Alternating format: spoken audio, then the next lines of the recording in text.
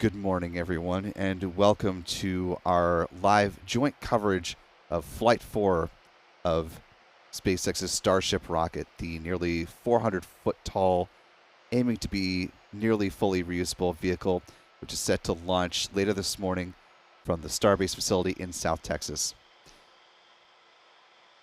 I'm Will Robinson-Smith, reporter here for Spaceflight Now. As mentioned, though, we are very much not alone with our live coverage today. As you can see at the bottom left-hand corner of your screen and from the graphics we've got on deck, this is a joint live stream between Spaceflight Now and our friends at LabPadre.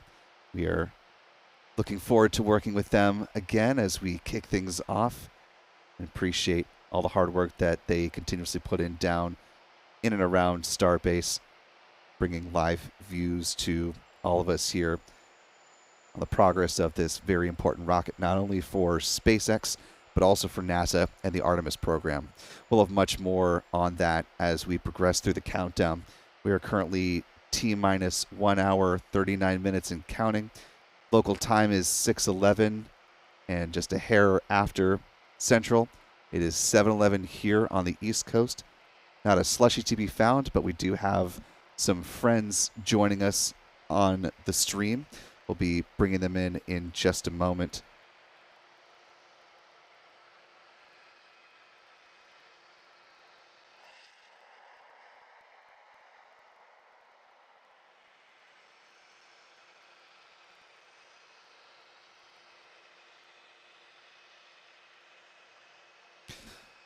On your screen, you're looking at the Starship rocket there.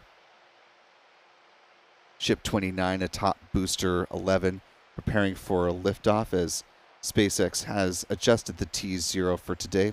They are currently targeting a liftoff at 7:50 a.m. Central, that is 8:50 a.m. Eastern, 12:50 UTC for our friends joining from around the world.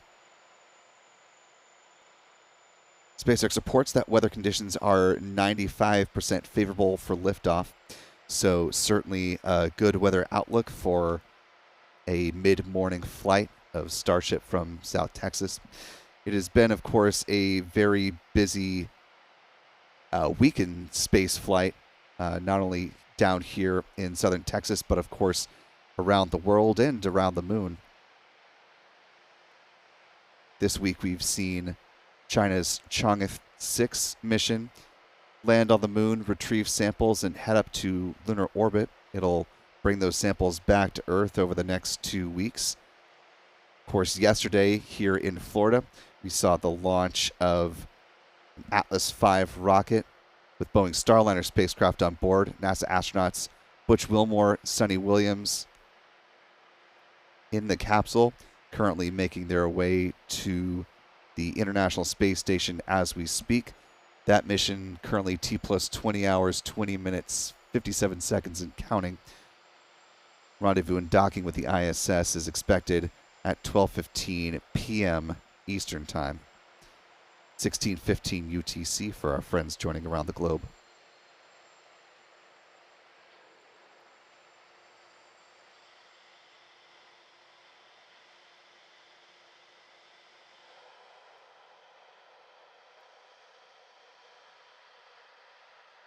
As we go ahead and pan down on the Starship vehicle, taking a pause right here, looking at the hot staging ring. One of the different changes between Flight 3 and Flight 4, of course, is that they will be jettisoning that hot stage ring following the boost back burn. We're going to talk more about that with our panel as well. So let's go ahead and not waste any more time and bring our friends in so we can have a robust conversation. Got about an hour and a half before liftoff and a lot to talk about. So let's go around the horn and introduce the fellas. First off is very popular commentator and reporter on his YouTube channel. Marcus House joins us from the other side of the globe, and we are very glad to have him with us this morning. Someone who is very well read and well learned on the Starship program, and we're glad to have him back on the broadcast for Flight 4. Marcus, good to see you this morning, my friend. How are you? Hey, Thanks very much for the great intro. That is, well, that's overselling me just a little bit, I think. But yeah, welcome everybody to this epic day. This is going to be as amazing as every other, I'm sure. We have all Absolutely. the fingers crossed. All fingers crossed. Fingers and toes crossed and the weather cooperating. Also with us this morning, for those who are coming to us from the LabPadre side of the stream, you'll recognize the voice in the writing style of Joel. He's one of the writers for LabPadre's newsletter, also extremely well versed on all things Starbase and the Starship program. So we're very excited to welcome Joel into the stream. Joel, how are you doing this morning, sir? Doing great. Well, thanks for having me. Thanks for hosting us here. Exciting times here. Excited to see this giant rocket take to the skies once more. Yeah, and the turnaround between missions is just getting shorter and shorter, which, of course, is something we'll also be talking about in greater detail a little bit later on. Finally, rounding out our panel here on the live stream is Spaceflight Now alumnus and current Ars Technica space reporter, has also gotten just as few hours of sleep as we have here. It's our good friend Stephen Clark, who is also down there in South Texas, eyes on the rocket at, I believe, the Rocket Ranch is where you're watching from, right, Stephen? And good morning to you, and hope you were able to get a couple of winks before we talk to you again today.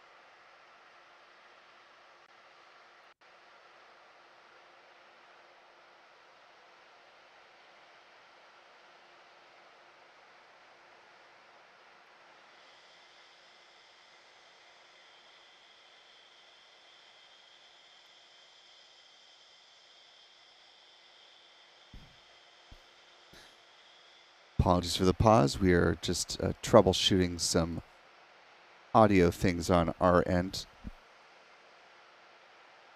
We're currently T-minus 1 hour, 32 minutes, 1 second and counting. Again, to the planned liftoff of Starship, which is currently set for a T0 liftoff of 7:50 a.m. Central, 8:50 a.m. Eastern.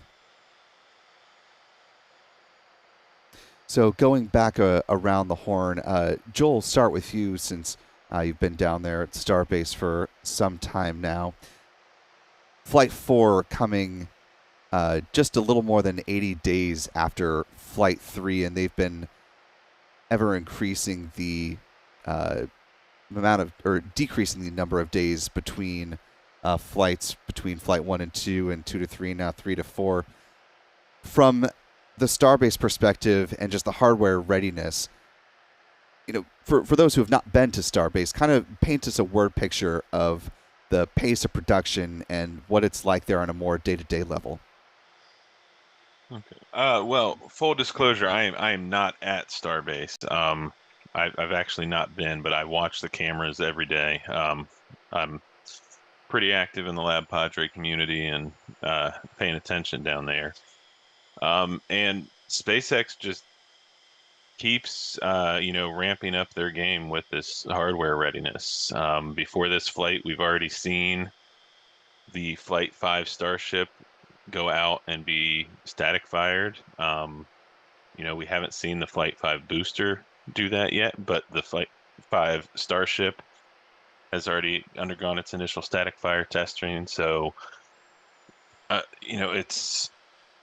it's a good bet that we're going to see that pause between launches continue to shrink. And at the same time, on the, infrastructure side, they are, just constantly pushing forward and expanding their build facilities and their launch facilities. It is a very, very active site. And, I still can't believe how lucky we are to have the kind of access with our cameras that we do have. Yeah, certainly. And there was, for those who've been watching the Starbase footprint closely, there was some concern because some of the cameras were moved around and there were some notices for removal, but it sounds like there have been meeting of the minds and some different approval, and they've been able to reestablish the live camera. So certainly glad that LabPadre has been able to keep its visual presence there at Starbase. It's an important component for all of us to really key into what's happening with the progress of the vehicle. Marcus, turning to you, as Joel was saying, we've already seen a static fire for the Flight 5 ship, and the pace of production seems to only really be ramping up as we continue on now to the count of Flight 4. Looking at the approval process for this, going from more of an oversight view, assuming you had a chance to take a look at what the FAA had to say about clearing Flight 4 to move forward, were you surprised at the language that was in there, the fact that there were some contingencies that the FAA okayed for the end of the mission for a ship that may allow them to turn around for Flight 5 without going through a full mishap investigation? Oh, yeah. Look, I think this was just a really big, well, it was a great step for cutting red tape, right? So we had this great statement from the FAA. It was NASA Spaceflight managed to sort of get some extra information out that we wouldn't normally get to see, I don't think. So I don't know how they did that. But essentially what they said was that, SpaceX actually put forward 3 items. And those 3 items were to say, hey, if any of these 3 things happen, we don't consider it to be a mishap or require a mishap investigation. So the great thing is that the FAA accepted that. So in full agreement, the 3 scenarios would be that if the failure of the thermal shield during high heating, then it wouldn't require an investigation. The second would be if the flap system is unable to provide that control under the high dynamic pressure, then it wouldn't require an investigation. And last, the failure of a Raptor engine during one of the landing burns, either from the booster, presumably, or the flip landing with the ship, that shouldn't require an investigation either. And look, this makes sense because, let's face it, every vehicle, apart from SpaceX vehicles, are expended and are allowed, they're allowing the boosters to be ditched. SpaceX have ditched their second stages for Falcon 9 all this time. So, as long as it's disposed of safely, then who cares, So that's a great thing. No red tape for that. It means that they can move straight forward into Flight 5 as long as nothing else happens outside these, conditions. So this is all great. Really happy with that. And I guess the other thing that was good to see this time around is that the FAA released the launch license. I don't know, it was like 40 hours before the flight was supposed to happen, whereas last time it was actually only, 15, 16 hours when it was for Flight 3. So that was a really good thing to see as well. So they're definitely working much better together. They're definitely, having a better understanding what the vehicle is going to do, what areas are going to require more of this red tape and that sort of thing. So, yeah, happy with that. Yeah, it certainly seems as though the FAA is getting much more familiarized and comfortable with the Starship launch vehicle, certainly, and something that we can talk more about in a moment as we bring in Stephen back into the conversation. The FAA currently is looking at approving Starship launches from Launch Complex 39A here at NASA's Kennedy Space Center, where we here at Spaceflight Now broadcast from. and they're looking at approving for up to about 44 flights annually. Imagine that cadence will probably ramp up over time. But Stephen, obviously, you're very familiar with the KSC property and what the FAA is looking to do, as well as the Department of the Air Force over on the Cape Canaveral Space Force side. And in fact, just a note before you hop in, Stephen, for folks that want to lend your voice to the conversation about Starship here at Kennedy, there will be public scoping meetings that the FAA is holding this coming week on the 12th and the 13th, as well as a virtual meeting, which I believe is on the 17th. So a number of different ways for you to get your voice heard and your thoughts on the Starship program. And they welcome not just folks that are here locally in Central Florida, but want input from all the stakeholders. So, Stephen, turning to you, obviously the operation and production of Starship here in Florida, super key not only for SpaceX, but for NASA as well, right? Can you expound on that? That's right, Will. Yeah, NASA and SpaceX want to have multiple launch sites for the Starship. Soon they will have 2 launch pads here at Starbase to kind of ramp up the launch cadence that they can do here in Texas. And then eventually they plan 2 sites in Florida, one at Kennedy Space Center on NASA property, Pad 39A, one over at Cape Canaveral Space Force Station on D&D property. And I suspect we'll see the second launch tower here operational well before either launch site is operational down in Florida. I expect just based on the timing that it takes for the FAA to complete this environmental assessment and the time it'll take to actually build the structures and infrastructure, the physical property at the Cape, I suspect that it'll be probably 2 years or more before we see a Starship even on the pad, a fully stacked vehicle down in Florida. SpaceX hopes to have a second pad here operational well before then.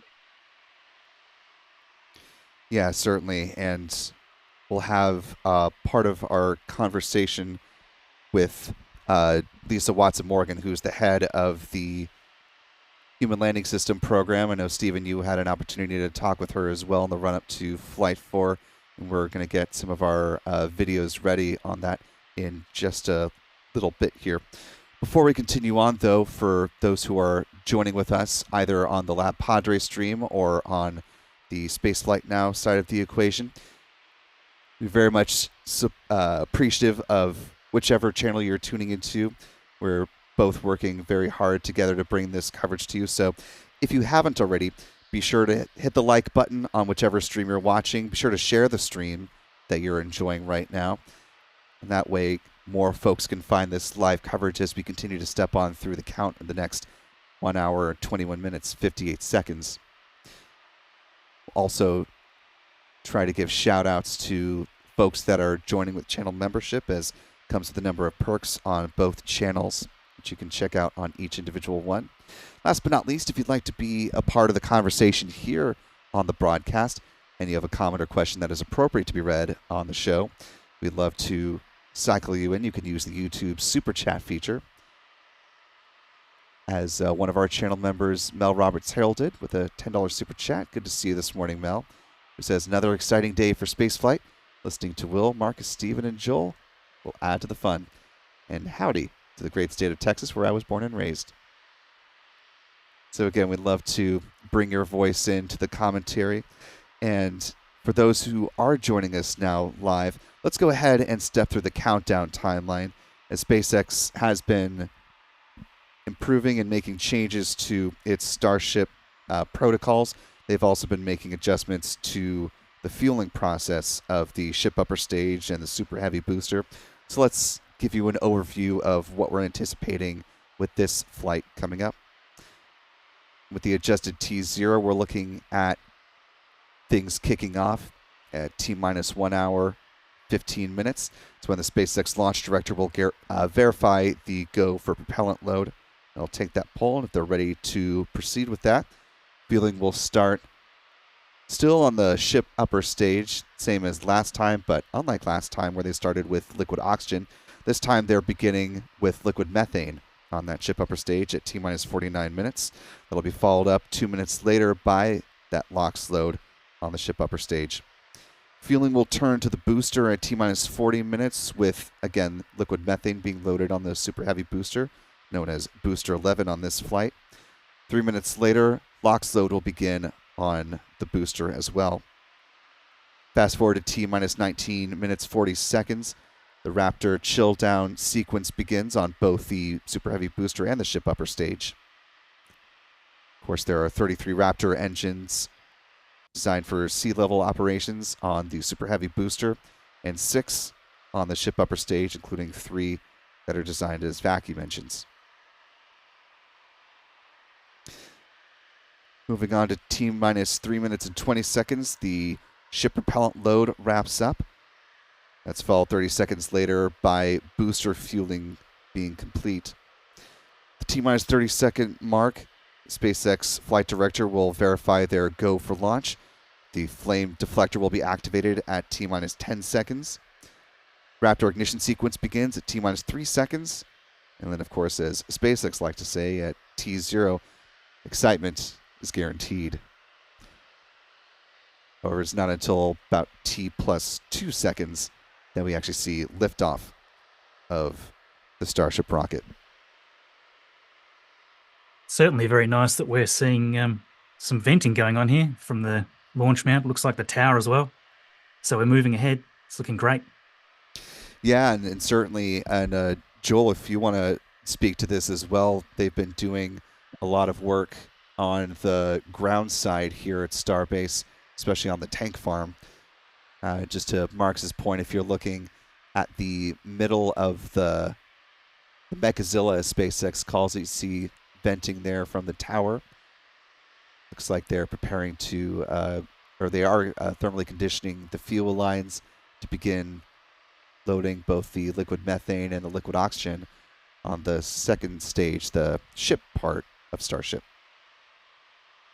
Yeah, there's been some pretty significant changes here in the tank farm, the Stage 0 tank farm, as SpaceX likes to refer to their ground support infrastructure here. Since the last test flight, SpaceX, when they were first building out this pad, made these vertical cryogenic storage tanks on site. They didn't, at the time, didn't want to wait for traditional tanks to be brought in, thought they would save some space here, and made what we kind of call the Lego pad with those 8 vertical tanks stacked there. And really pretty quickly ran into some problems there regulatory-wise because their 2 methane tanks were too close to everything else, didn't have a wall separating them from everything else. They were never actually used as methane tanks, but got converted to water tanks. And then after the first launch, we saw some pretty significant damage on the backside of those tanks because of how tall they are and their proximity to the mount. So SpaceX decided to pivot, and between flights 2 and 3, we saw a lot of work being done to prepare for new horizontal tanks, and new horizontal tanks began to be installed. But aside from the horizontal methane tanks that have been there since they realized they couldn't use the vertical ones, none of the vertical or horizontal tanks that were added between flight 2 and 3 were operational for flight 3. So they have got those online now and appear to have taken all of the vertical tanks offline now. And there's actually only 3 of the original 8 left standing at this point, and we don't believe that those are in use. We've seen a lot of vacuum trucks in recent weeks removing the perlite insulation from between the cryo shell and the actual tank as SpaceX goes through the process of scrapping those. And as a result of that, we've seen a little more ground testing and even a second wet dress rehearsal as SpaceX works out the kinks and all the adjustments that they've made here between flights. Certainly a lot being shuffled around here. Speaking of shuffling, we're, of course, juggling a number of balls this morning as we're tracking the countdown of this mission. At this point, the SpaceX launch director will be stepping into the pole for the start of prop load, so we'll be keeping an ear open for updates on that. Meanwhile, with the Starliner mission currently heading to the ISS, according to NASA mission managers, have met this morning, and they have pulled go for the Boeing Starliner spacecraft to dock to the International Space Station. Again, that is coming up at 12:15 p.m. Eastern, 16:15 UTC for our friends around the world. NASA said they, quote, review the vehicle's status and continue monitoring the manifold leak rates. So, Stephen, want to bring you in on that point, as you and I have both been tracking the leakiness of the propulsion system on Starliner, but it sounds like they've been able to manage things so far. There was the leak that they knew about coming into the launch attempts, and then a couple of additional leaks in another manifold that popped up overnight, but it seems like they've got a good plan moving forward, and they're in a good configuration to dock with station. Yeah, well, I have a few questions, obviously, for NASA officials in their post-docking press conference about the magnitude of this leak, if it has a similar signature to the leak they found pre-launch, and if this is potentially a sign of a systemic issue with the helium system on the Starliner spacecraft. But obviously, NASA and Boeing officials believe they can manage the leaks as they rendezvous with the ISS, and are going to proceed, as you said, with docking around 12:15 Eastern time today. But it'll be interesting to see if they discover more leaks throughout the course of the mission. I know they can handle several more on top of the leaks they already discovered based on some comments that NASA made before the launch. But this certainly, I think, begs the question of whether they need to take a step back and reassess what is causing these leaks. The hypothesis going into the flight, the leak that they found pre-launch, was that it was a defective seal, a small seal of the size of a button on a shirt. So if that's the case, it proves that a very small piece of hardware can cause these, if not significant, at least notable problems for this test flight. So I think they'll need to take a step back and reassess if these seals have a systemic issue, or if there's something else causing these leaks that we need to evaluate and determine what that is. Yeah, I think we're certainly all here in the space press looking forward to hopefully a good docking sequence in a few hours, and then certainly the post-docking. I believe there's a post-docking news briefing in which we'll hopefully get a lot more information on exactly what you're just talking about, and they can answer some of the questions that you and I'm sure many others have as well. Marcus, bringing things back to the mission at hand, we're now about an hour and 11 minutes away from the planned liftoff at the current T0 time right now. Of course, SpaceX has a 120-minute window, so if they do need to slide more to the right, they do have that option. And we'll talk more about this as the hour goes on, and certainly as we get into the coast phase, assuming the mission goes well. But the flight objectives for this mission, if you look at the launch timeline between Flight 3 and Flight 4, Flight 4 very much slimmed down from the last launch attempt. Given what was able to be achieved and some of the things where they came up short last time, were you surprised to see that this go around they're really just focused on sort of the bread and butter of Starship operation, at its core? Yeah, look, that's a really good point. Really, in Flight 3, the main issues that we saw really when it came down to it was the loss of control authority of the Starship in the Starship part of the flight I'm referring to there. So that really held up the other tests that they wanted to do to a degree. They did the propellant transfer test fine. That was great. They couldn't do their Raptor relight, and that was probably due to the same reason. Things weren't settling properly. And of course, you can't re-enter when you don't have the right orientation. So, Yeah, look, I'm not really surprised as such. I think that it really needed to happen this way, as Elon Musk had said on X here not that long ago. You know, the real big challenge, the biggest challenge that they face right now is the re-entry and whether that heat shield is going to hold up and all that sort of thing, which comes back to our FAA points that we were talking about before, right? So we what we want to see is good control of Starship. They've got two new roll thrusters just under the payload bay door area now on this ship that they didn't have on the last one.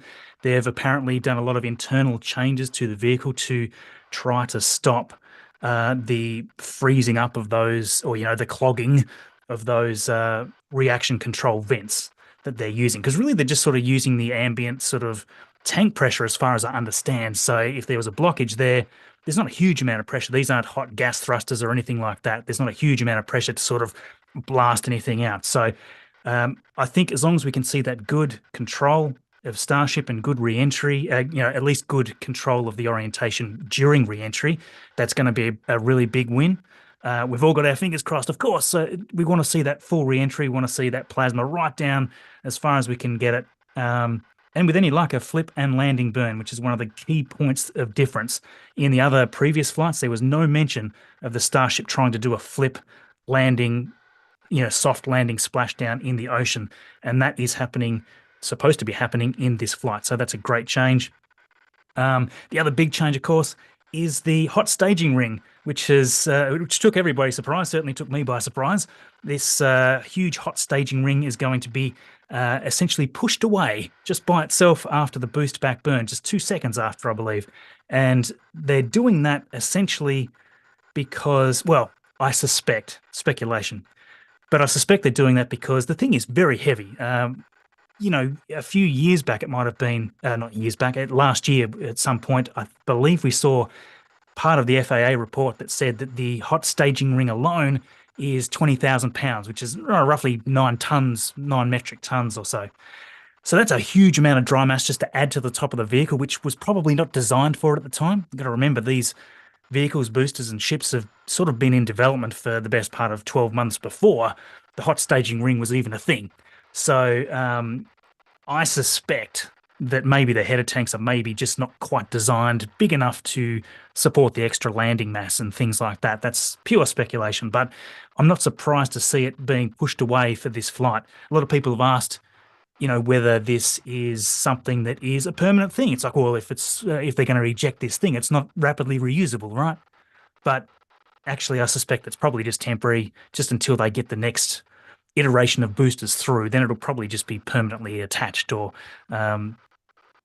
just part of the landing process. Yeah, certainly interesting to see what they decide to do with that moving forward. Of course, SpaceX has outlined plans for future versions of Starship with version 2 and version 3.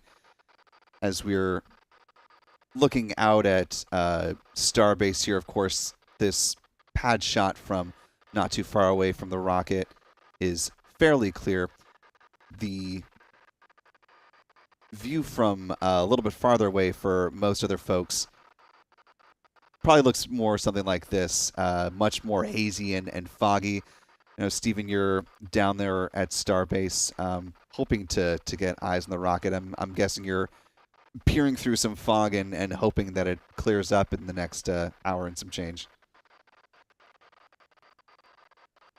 That's right, Will. Yeah, familiar story for you and others who've been to Starbase. It's a hazy morning. These 7 a.m., 7 to 9 a.m. launch windows aren't necessarily the best for viewing, at least from my perspective, because it's often hazy here in the morning, and maybe one day we'll get one of these in a clear blue sky in the afternoon one day.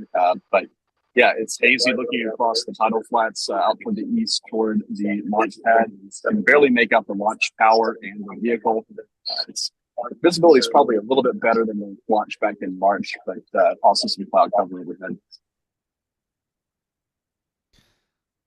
Well, hopefully in an hour will be at least just enough to clear things out for the folks that have made the pilgrimage down there.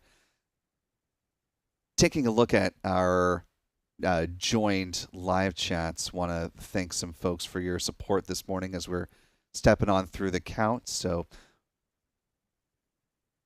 appreciate Robert Turpin for the $5 super chat to the LabPadre side.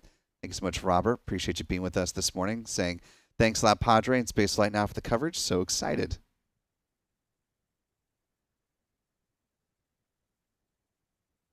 Next up, Erna on the lab stream with an IDR, and sorry, my currency conversion in my head is not quite fast enough for this one, but really appreciate your support today. And JK Video joining us this morning, and simple message, hello everyone. Hello to you, JK. Glad to have you on board this morning. Also want to welcome some new channel members we have here. Blame Techie joining us with membership this morning, as well as Pete 2.0. Welcome aboard. William H. joining us with channel membership as well. And Sue Delp, channel membership as well. Really appreciate that from all of you. Of course, channel membership comes with a number of perks on both channels, so be sure to check out the description of that. You can read more about the perks, but of course they include things like additional launch views and a higher quality stream. And we do have word from SpaceX now that they are go for prop load, so they took that poll and they are preparing to step through the process of loading propellant on the ship upper stage is where things will begin. Of course, that starts at T-minus 49 minutes again with liquid methane being loaded on the ship upper stage, followed at T-minus 47 minutes with ship LOX load.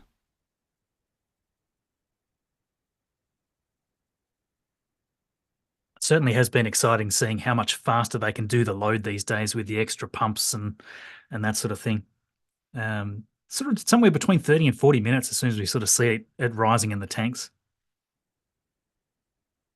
Yeah, I was just as we were getting ready for the stream, you know, looking back at previous timelines for the mission, and you know, it's really starting to feel it's not quite a 1-for-1 with Falcon 9 fueling to this, obviously a much larger vehicle, but at this point, not too far off from the timeline of a Falcon Heavy rocket. So SpaceX really starting to refine its fueling process. As we step on through the count, of course, we've been looking at the test campaign for this mission.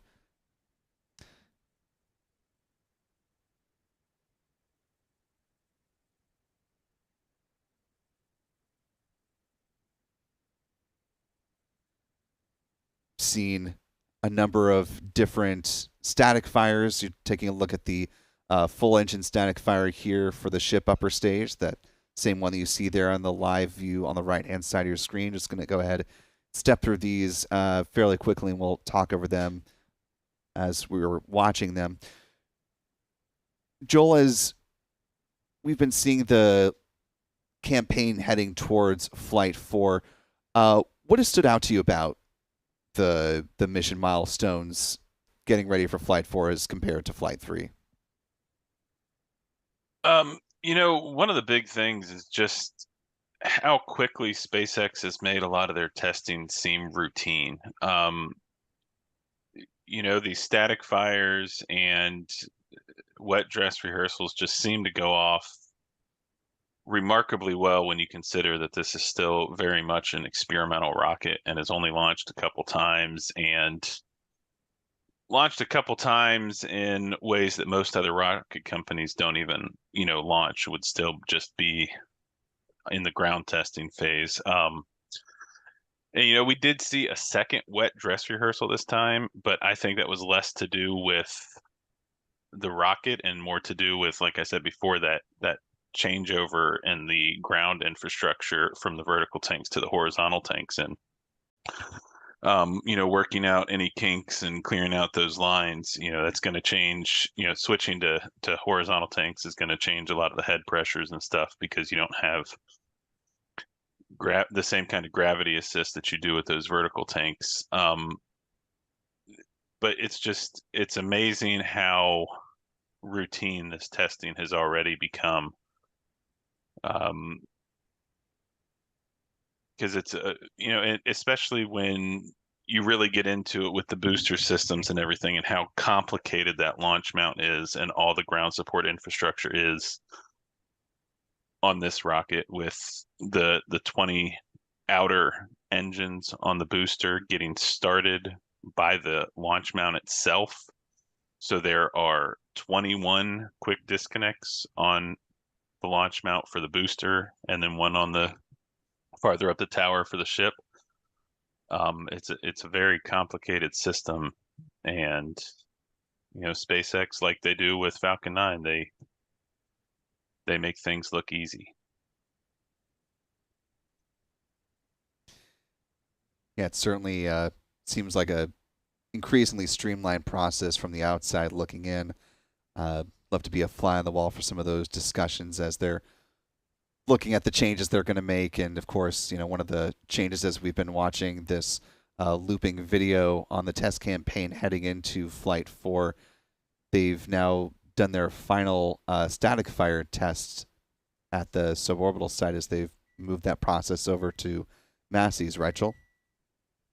Yeah, and just a couple of days ago, we actually saw Ship 26, which is not suspected to be a flight article anymore, just a ground test article, but it was static fired over at the Massey's outpost, the first static fire over there, which is pretty quick considering that they really built that entire test stand over there and flame trench with the water-cooled flame bucket pretty quick, in just a couple of months.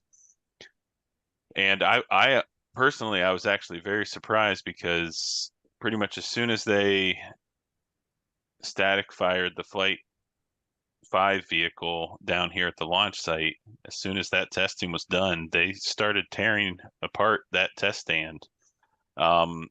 And I hadn't expected them to go that far until they had done this first static fire at Massey's, because it put them in an interesting situation where if something had gone wrong with that first test fire at Massey's and they had to do any kind of engine swap here on this Flight 4 Starship, they would have been in a pickle of not being ready to test the Starship to verify it. But the static fire of Ship 26 over at Massey's looks to have gone well.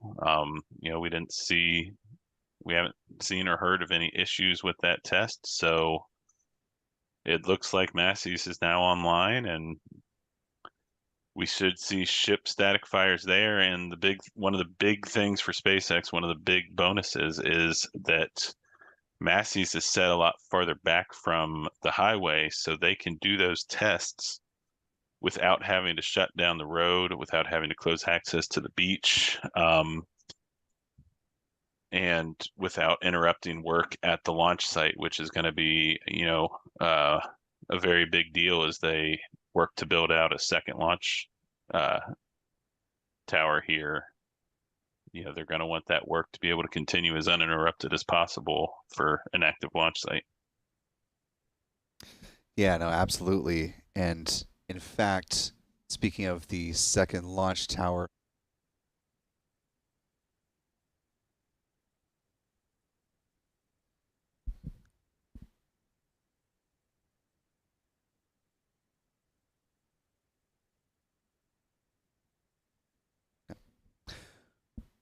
we're currently watching the progress of additional pieces of the tower segment for that second tower be essentially bundled up and prepared to head out to southern Texas. Here at the press site, where we've got this view right here. Thank you, Stephen, as we're looking at a barge at the turn basin, just to give you a sense of scale and perspective. And actually, it looks like the exhaust is coming off the barge, so it looks like the barge is actually in motion. So as we're speaking with you now, we've got some tower segments headed down to southern Texas. A little bit of perspective on what we're looking at here. There are 2 tower segments on board in the front of the barge. In between the 2 tower segments, you've got essentially the elevator system that slides the chopsticks, the carriage that moves the chopsticks up and down the Mechazilla, and then closest to the dock right now are the chopsticks themselves. And then, of course, in the background, as we're going to tie this to Artemis in just a moment, you can see the mobile launcher out at Launch Complex 39B. They've been doing a series of checkouts and tests at the pad over the last several months. Most visually prominent of those, of course, is the new emergency egress system, which was not needed for the Artemis 1 mission, is going to be very relevant for Artemis 2, given that three NASA astronauts, one Canadian Space Agency astronaut, will be on board the Orion spacecraft. And so with a crew on the mobile launcher, you need a good way for them to quickly get away. If the launch abort escape system has not been activated on Orion, they can use the basket system to safely get away from the tower and into a good position. So good to see the progress on this. It's been a busy couple of days seeing those tower segments and Mechazilla 2 infrastructure being bundled up and tied down to that barge as it is now making its way out. Yeah, and one very interesting thing about this new chopsticks here is they are significantly shorter than what we're seeing in Starbase currently. So if you look at on the right here at the Flight 4 vehicle, basically all of those chopsticks that extend out past the vehicle when they're lifting is not going to be there. The chopsticks are essentially going to be just long enough to get the vehicles into position over the mount without that extra length at the end. And I think one of the biggest, the leading theories on that is just that it will give them a lot better control authority having those a lot shorter. I think about a month ago, we started seeing them do much quicker testing with the chopsticks at Starbase, kind of preparing for a catch in the near future. And one thing that was very noticeable during those tests is when they moved those chopsticks at speed and stopped, there was a significant wobble as the ends of those want to keep moving, and that inertia because they're so long. So I think it will give them better control authority, but the shorter chopsticks is also an indication that SpaceX believes that they are going to be able to land these boosters very precisely. Yeah, certainly looking forward to seeing if that theory bears out on the shorter chopsticks, but it sounds like a reasonable conclusion to come to. So we'll track the progress of the second tower coming through. We're now T-minus 51 minutes, 35 seconds and counting. Just a couple minutes away from the start of fueling actually beginning. Again, that process begins at T-minus 49 minutes with the loading of liquid methane on the ship upper stage. 2 minutes later, LOX load begins on the ship. That's followed by booster fuel load at T-minus 40 minutes. Booster LOX load, T-minus 37 minutes. Still a bit hazy looking at a farther off camera of ours from a southern view of Starbase. But the outline of Starship is starting to be a little clearer from that vantage point. So hopefully the haze is burning off. Of course, some of the venting from the ground system there creating its own sort of localized fog. But once this rocket launches, naturally it'll literally and figuratively rise above all of that, so won't be too much of an issue. Want to turn to part of our conversation we had last week with Lisa Watson-Morgan. We talked about the Starship rocket, which will be used as the human landing system for the Artemis program, starting with the Artemis 3 mission, is what it's currently aiming for. So in this part of the conversation, we spoke with her about her thoughts on Flight 3 and looking ahead. So again, this is Lisa Watson-Morgan, who heads the Human Landing System program, which is based at Marshall Space Flight Center in Huntsville, Alabama. Flight 3 was a great accomplishment, and I mean, clearly it didn't meet every single objective that SpaceX had. But as far as NASA was concerned, it was great to see the learning, the lessons that came out of 1 and 2, and to see how that was employed with either through manufacturing, production, through operations of how Flight 3 was conducted. So that part was really good.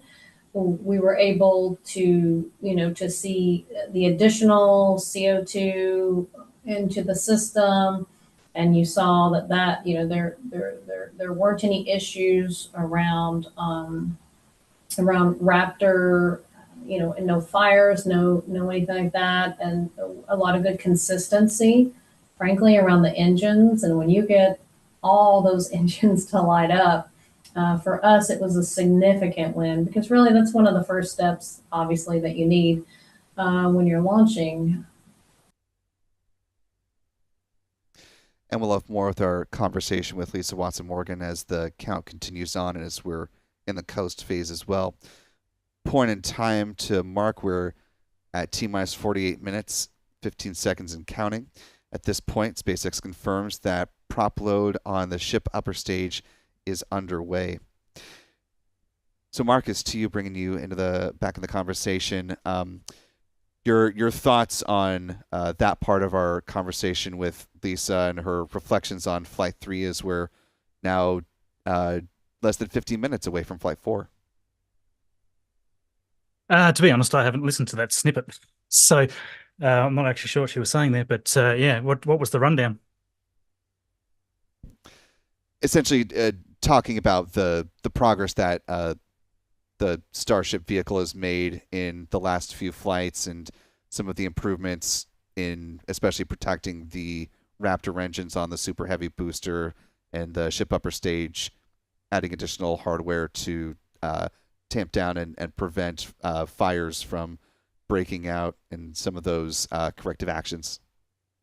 Yeah. Look, it's interesting to see where they're going with it. And we know with version 2, they're going to be quite drastically, I believe, redesigning a lot of the aft section so they don't quite get this same buildup of dangerous gases that can become explosive and things like that. So I think they're putting in a lot of work around the design of that going forward. And obviously they've had to put in a lot of, over the last few iterations of this design, they've had to put in these expulsion systems to sort of, blow out the dangerous gases that build up in there, right? So yeah, there's all sorts of great things that they've done to evolve this. One of the more interesting parts of the second iteration design, version 2, is just that it's being expanded just a little bit. And obviously looking at newer version Raptors and all this sort of thing to simplify this even further. This is going to just make it less problematic in terms of how fragile that whole area under the aft is, because it's a lot of little plumbing parts that come out of all these engines. There's 33 of them packed down in the bottom of this gigantic booster, and it can be damaged quite quickly. So over the past, since Flight 1, they've had to build up all these thermal protection systems and shielding and all sorts of stuff so that the vehicle can continue on its merry way without causing itself all sorts of harm. So we've seen great success with that, obviously, because we've had the last 2 flights that have had 33 engines going all the way up to engine cutoff and stage set. And that's a huge victory alone, I think, because, we've seen other vehicles in the past with a lot of engines have many troubles. I'm not going to talk about the N1, but, that was one of the big issues, resonance building up and all this sort of thing. So I just think that being able to see 33 of them working reliably together right up to stage sep like that has been a huge improvement from flight one. And each gets better. So we really want to see that today. Certainly so. And also want to note, as we're now T-minus 45 minutes and counting, a couple minutes ago, second stage LOX load should have also gotten underway. So we'll keep our eyes on the fuel levels. Look for the frost line to begin to form on the ship upper stage as fueling is set to begin on the Super Heavy booster in now less than 5 minutes. Well, you can see a little bit of venting in between those two hypersonic grid fins. Yeah, the venting process is quite interesting. A lot of people may not understand what's going on because we saw a lot of venting here just a little bit earlier. Lots of gas outgassing from the top of the tower and also from the launch mount and things like that. And you see this because as they send the propellant through all these huge lines, you've got to imagine how big these lines are to run this propellant all the way from the tank farm underground right up through the orbital launch mount and up through the tower. There's a lot of plumbing in there, and it's quite warm down in Texas right now. So they've got all of that piping has to be chilled right down, and as they're pumping the propellant through it, it's essentially cooling that, and that's what all the venting is. It's boiled off oxygen, methane, boiled off oxygen, and things like that. So what we're seeing now is it looks quite still, right? There's not that much venting going on, and this is sort of the time when they're essentially starting to top the vehicle, well, fill the vehicle up. So we should see frost lines coming pretty soon here if we don't already. Yeah, I'm not seeing that quite yet, but it's only been a couple minutes, so should start seeing some evidence from the outside of that fueling process in the next few minutes here. Yeah, and one thing to keep in mind is that the methane, they start that a couple minutes earlier, but it does take a little longer to show up because the first part of the methane tank that gets filled is actually the downcomer transfer tube from that upper tank down to the engines. And so that tube's in the middle of the liquid oxygen tank. So as that gets cold, there's nothing visibly that we can see on the outside of the rocket until it starts, it's got to fill that downcomer, and then it's got to fill the bottom dome of the methane tank, and then as it starts, the propellant starts to go up the sides of the main tank is when we'll actually start to really see. Yeah, that's a really good point because you can't see that. Obviously, it's all internal. And we're actually just seeing that propellant load of the Super Heavy is underway. SpaceX posted out there. So we should see frost lines creeping up there shortly. Yeah, it's a very good point because that all that propellant's coming into the quick disconnect systems. It's going straight up through the downcomer, right up as you say, and it's only then that we're going to see frost starting to appear on the upper methane tanks.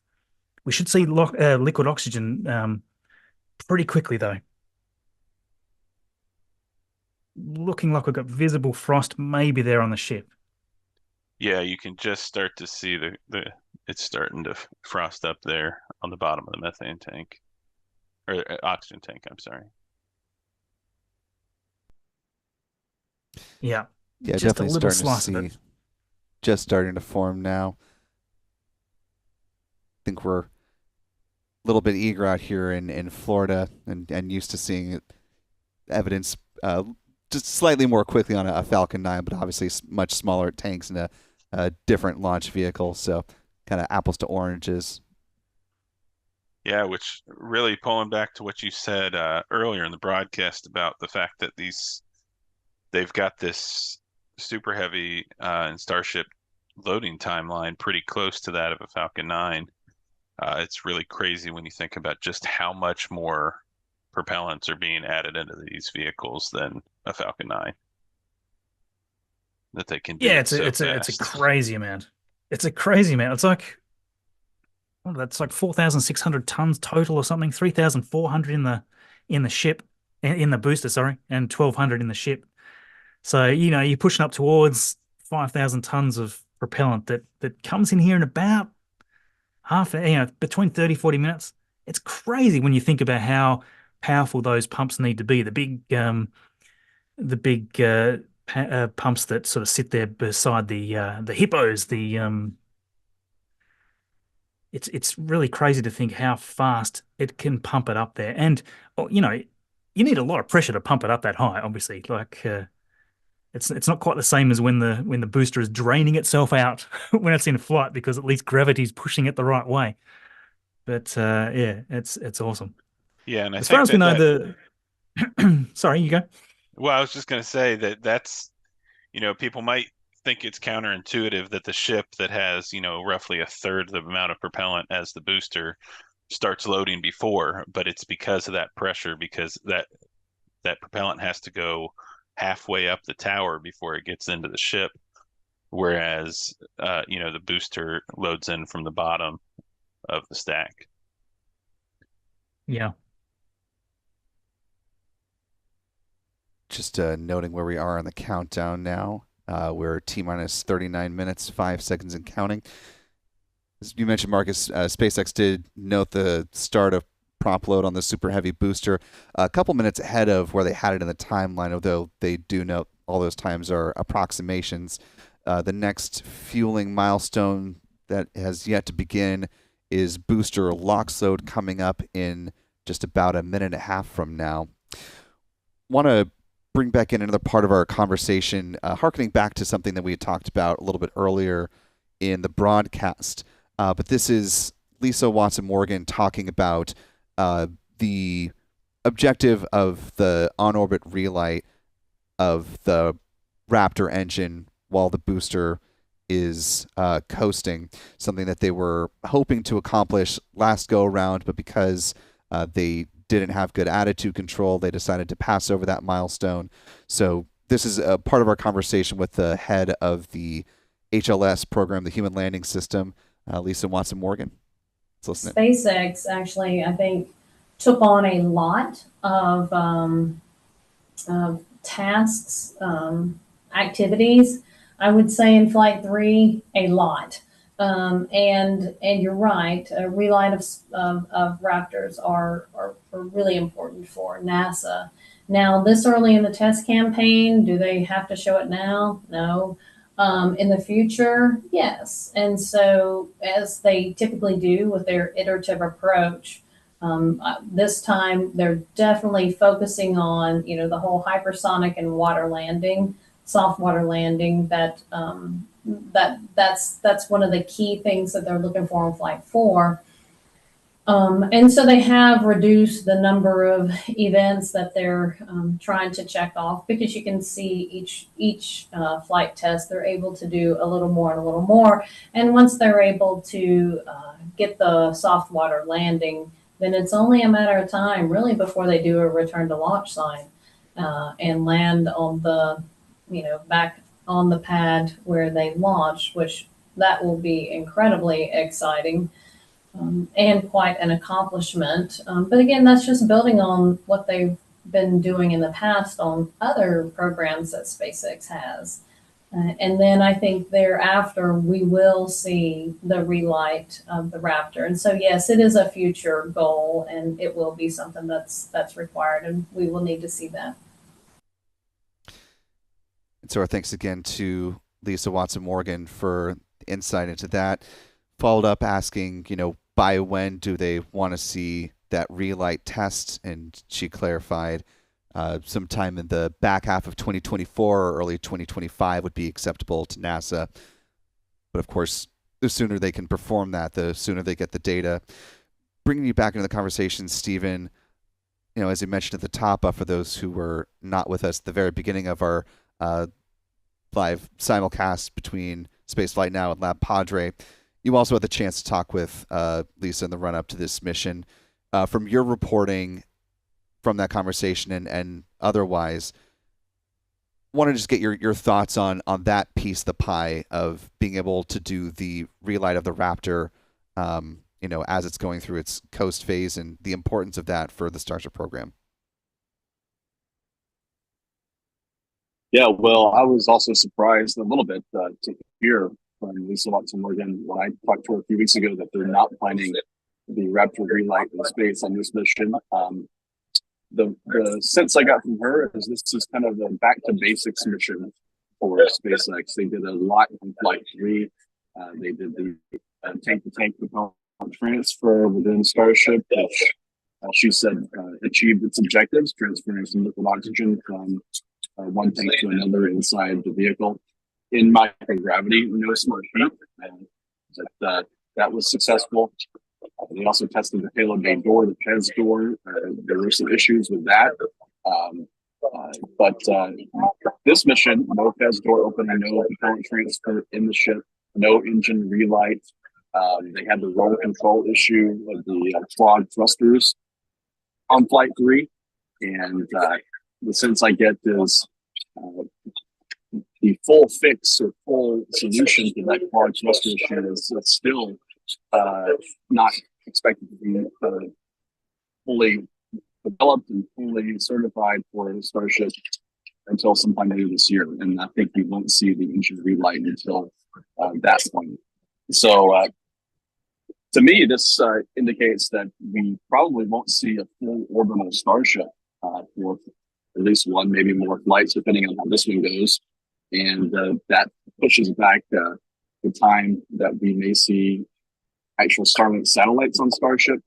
I expect that's the first payload we'll see on a Starship flight is the larger Starlink satellites flying in that PEZ payload compartment. But I still think there's probably a few flights down the road based on where they are now. They kind of did a grab bag of experiments and demonstrations on Flight 3, kind of figured out where they are at various points on the vehicle, and decided that what they really need to focus on now is getting the ship and the booster back to Earth rather than doing relight or any sort of other orbital operations.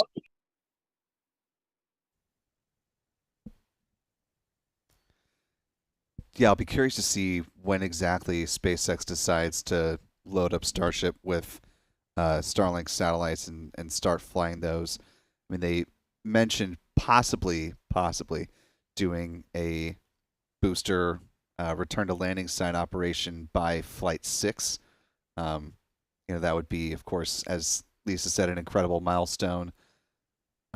Marcus, just given the development progress of Starship, does that, for the booster landing back on land, given where things are now, does that seem like a realistic timeline, or is that still a little far out in your mind? Yeah, look, it's really going to depend on how this flight goes, I think. And actually, the SpaceX streams just started, I believe. But yeah, it really comes down to this one. If they can nail everything that they need to here, the next one, they would probably do some more controlled tests to ensure that they can get to orbit and obviously deorbit correctly.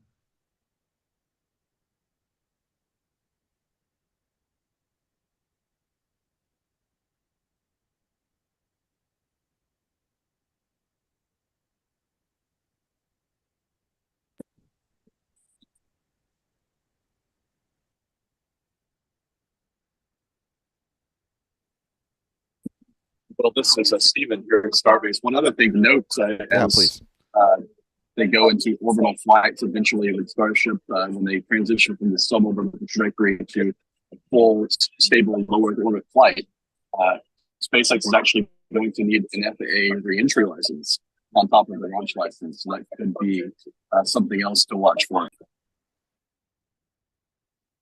Yeah, that's a good point, Stephen.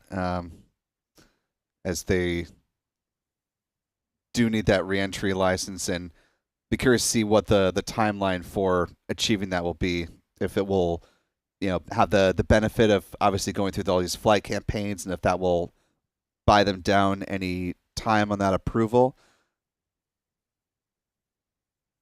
And actually, it's ironic you bring that up right now, as we just got an email from the FAA noting that they're welcoming public comment on a draft environmental assessment for inversion space reentry capsule called Ray. So, between inversion space, you've got Varda obviously bringing back capsules, and it's an interesting time for the FAA as they're looking to assess a number of space businesses that are on ramping and looking for that type of operation.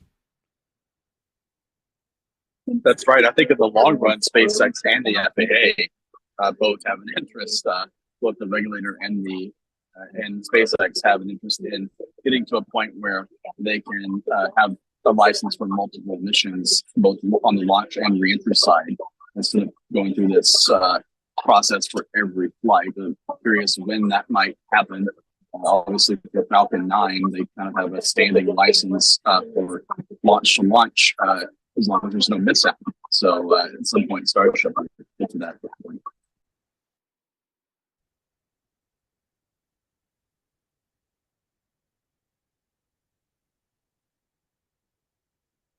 Yeah, it's interesting to note that, I know a lot of people, as every time we get close to one of these Starship launches and we're waiting on a license, a lot of people like to try and hate on the FAA, but the FAA is doing the best they can. This isn't a governmental organization that's, not used to doing business the way SpaceX wants to do business, and they're trying to pivot and they're trying to adapt. But, you think about the other launch providers, the more traditional launch providers, and they didn't launch, anywhere near the way that SpaceX does, both with the cadence of Falcon 9 that the FAA has adapted to, but, also the kind of experimental and fast-paced program that is Starship. Yeah, it's certainly different paradigm shift for the FAA, just ramping up the pace of progress that they're trying to match with industry, and certainly they've gone up to Capitol Hill asking for additional resources to help make that happen, since the progress of the space ecosystem here in the United States is something that is of great national interest to lawmakers, and so the hope, certainly from the FAA's perspective, is that will garner some greater support from lawmakers in upcoming budgets. And as I mentioned, we are now seeing the start of the SpaceX stream, so they're just going over a recap of Flight 3, as we've already been doing throughout the course of our broadcast this morning. It's worth noting, I think, that at 30 minutes, at T-minus 30 minutes, 20 seconds with that stream, there was a shot looking upwards of the booster that we hadn't seen before. It's amazing. It's amazing.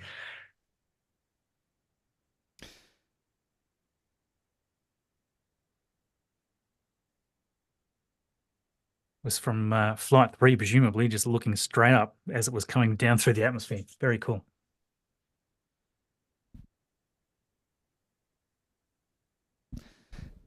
And yeah, let's go ahead and take a look. Actually, good timing. We're seeing the flight profile of this mission.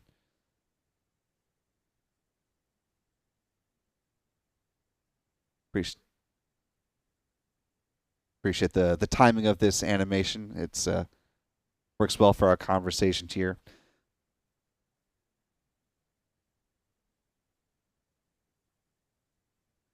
Really hoping we get a camera on that hot stage ring ejection. Yeah, I'll be curious to see if they've got a camera pointed. Well, I suppose it'll be down of the orientation of the booster, but up towards the hot staging ring as it's sitting right now at the pad.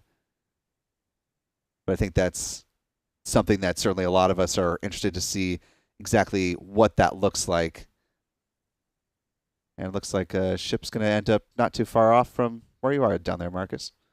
Yeah, western side of the country, Western Australia there on that side. We're actually over the opposite side. So in Tasmania, a little tiny island, you can barely see it, just as the curvature there. No, that's a cool animation. Nice load going on there now. Yeah, it's great to get these aerial shots from some of the drones around the orbital launch mount there. Currently T-minus 25 minutes, 30 seconds and counting. The next fueling milestone that we're anticipating is coming up at T-minus 19 minutes and 40 seconds. It's when the Raptor engine chill down on both the booster and the ship gets underway.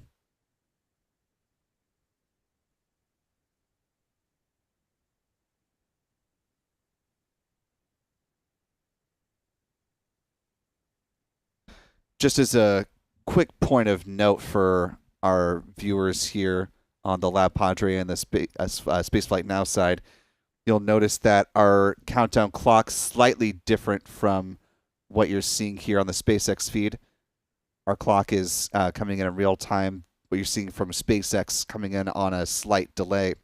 So again, we'll call things out in real time.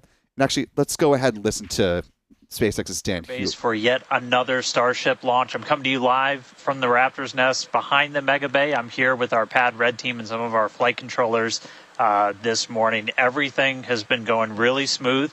We did have the Red team going a little bit earlier to fix a ground side issue, but that was taken care of. That's why we slid a little bit later into our window. But as of right now, we are on track for liftoff at 7:50 a.m. Central Time. That's 12:50 UTC. As you can see, we are actively loading propellant onto Starship and Super Heavy. Those frost lines are ticking up as we load liquid methane, that's our fuel, liquid oxygen, that's our oxidizer, onto both vehicles. They're cryogenic, so they're subcooled to several hundred degrees below zero. Since Flight 3, we've made a few more upgrades, helping to bring Prop Farm 2.0 online. That's just going to help us to continue to shorten the amount of prop load time that we're going to need. We're also going to be using it for Launch Tower number 2, which is going to be coming to Starbase real soon. The faster we go, the less prop we're going to lose to boil off, and the better we can ensure things like temperatures are in the right range for Raptor startup. Now, those first two flights took about 90 minutes to load prop on board. That third, we knocked it all the way down to just 51 minutes. We're aiming for about 46 minutes of prop load time for today's op, eventually hoping to get that down all the way to 40, which for some context, that's just 5 minutes more than we take to load Falcon 9, but we're doing it with 10 times the amount. So this morning, ship prop load started at T-minus 50 minutes, booster at T-minus 43 minutes. We're going to pause the ship main tank prop load in just a couple of minutes to do the header tanks, which are going to do that attempted ship landing burn. We expect the ship to close out all of its prop at about 3 minutes and 20 seconds before liftoff, and then booster at about 2:50. Now, our final countdown sequence is going to look very familiar. It's going to be the exact same as it was on flights 2 and 3. So we'll light those engines, and then about 4 seconds later, we will actually see it lift off. But I mean, right now, we are just under 23 minutes away from launch. We're not working any issues either with the vehicle, the range. Weather is 95% go, so not dealing with any winds or weather issues today. If we do have to scrub, our next attempt would probably be about 48 hours from now. It's all going to be driven by commodities and just how far we get into the count. But everything looking good for liftoff just about 22 and a half minutes from now. I'll check back in with you guys in a few minutes, and I'll send it back over to Kate and Jesse. And some good updates from SpaceX's Dan Hote. Stephen, bringing you back in here, you heard Dan echoing one of the points that we were making earlier in the broadcast, that they're getting the fueling of Starship pretty close to approximating what we're seeing on a Falcon 9 rocket. Just your thoughts on that, fairly dramatic shift on, a vehicle that has significantly more fuel on it. Yeah, it's an impressive feat. Starship has roughly 10 times, and by mass, 10 times the propellant of the Falcon 9 rocket, and it's taking not much longer than a Falcon 9 to fully load a Starship. Falcon 9 begins loading at 35 minutes, just for comparison's sake. So it is something that SpaceX wants to tighten the timeline for tanking Starship in order to eventually achieve the types of turnarounds that Elon Musk envisions for Starship. That's going to be necessary, and also it just kind of reduces the workload on the launch team. They don't have to come in with their ship for a 10 or 12 hour countdown as we sometimes see with other rockets. They and come in and start overseeing this countdown, which is actually automated, but there is a team kind of looking over your shoulders and the computer that's controlling the countdown here at the control center at Starbase. It lessens the time they need actually to be on console.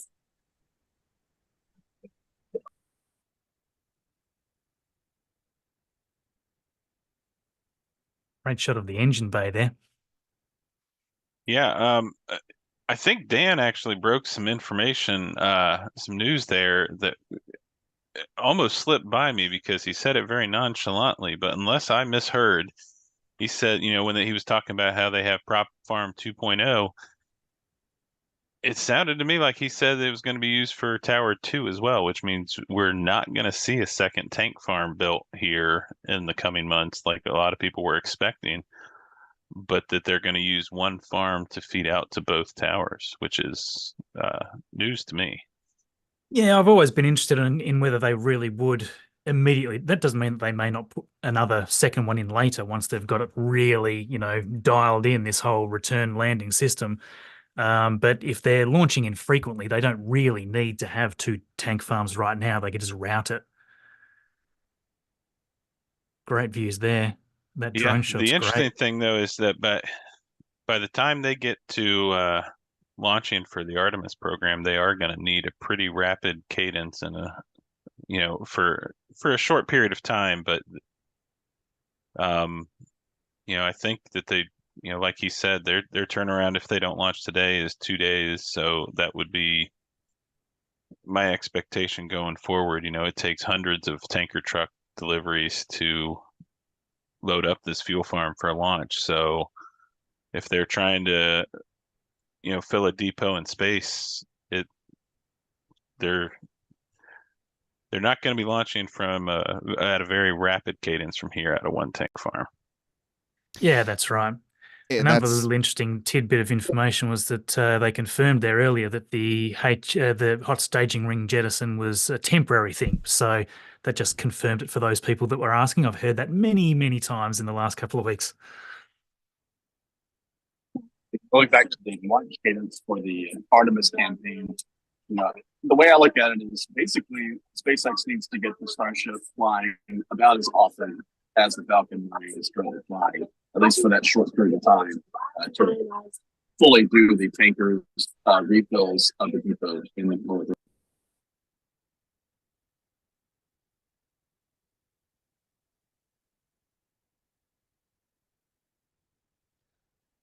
Yeah, I think that makes a lot of sense. Just want to make a quick point in time note. We're currently T-minus 17 minutes, 27 seconds and counting.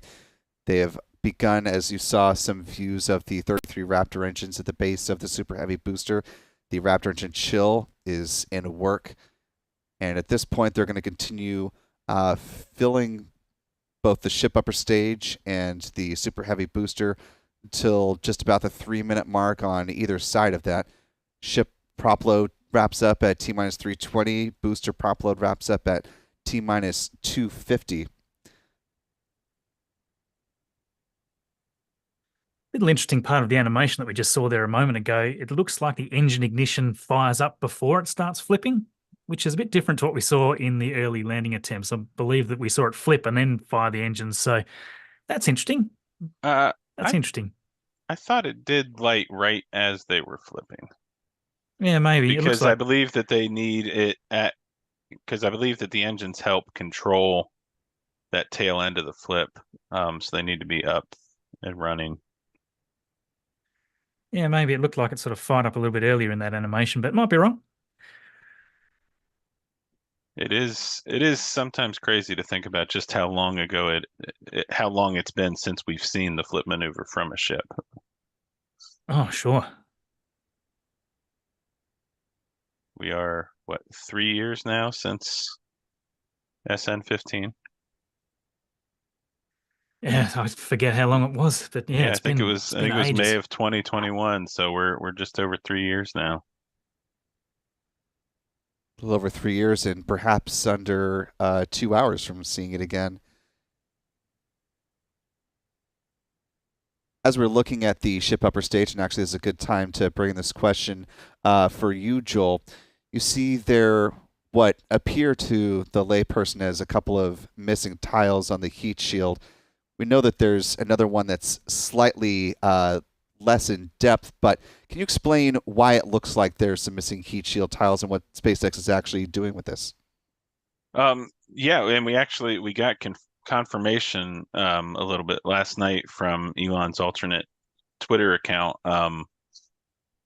that, because people were asking, why are there missing heat shield tiles, and he said experiments. One of the big thing really for this flight test, it's all about that reentry data. They need to see where they're at with this heat shield. This is one of the biggest unknowns still of this vehicle. One of the things they really have very little data about through all their testing. And It's interesting, actually, they need because it. SpaceX just posted about this exact thing, like literally a minute ago. So their exact text is, we intentionally placed one thin heat shield tile and removed 2 tiles completely from the ship to measure how hot things get without tiles in those locations, while also testing some thermal protection options. So that's a more official, straight from SpaceX just a minute ago. Yeah. And, we saw a tweet from Elon, I think earlier in the week, about the basically the fragility of this system, and that, there's definitely spots where a loss of a single tile they think could probably compromise the entire vehicle during reentry. And we have definitely seen heat shield tiles falling off on every launch so far. And it's very important to note that where these 2 missing tiles and 1 thinner tile is it's on the skirt. And there's some holes where those 2 missing tiles are that are presumably sensors, where they can get good heating data on what's going on. Presumably there's some behind good tiles. There's some behind each of these experimental locations. They can get good data on the changes, the differences in the heating. And the reason that you would put them on the skirt is that if the plasma does burn through in that location, it's not puncturing one of the propellant tanks. So it's much likely to cause an immediate failure in the vehicle if you lose a tile in the skirt, which is an unpressurized section to begin with. It's also, I think, just behind a vacuum Raptor. But then it was like, well, the vacuum Raptors aren't actually needed for landing anyway, after they cut off to get into their trajectory initially. So even if it sort of melts through one of those vacuum Raptors, doesn't really matter for the landing burn. So yeah, it's a safe place to have them. And it's going to be interesting to see how they go with this thinner heat shield tile. It was also worth mentioning that they showed an interior shot of a HLS design there at about 14 minutes, T-minus 14 minutes 43. That was a cool shot.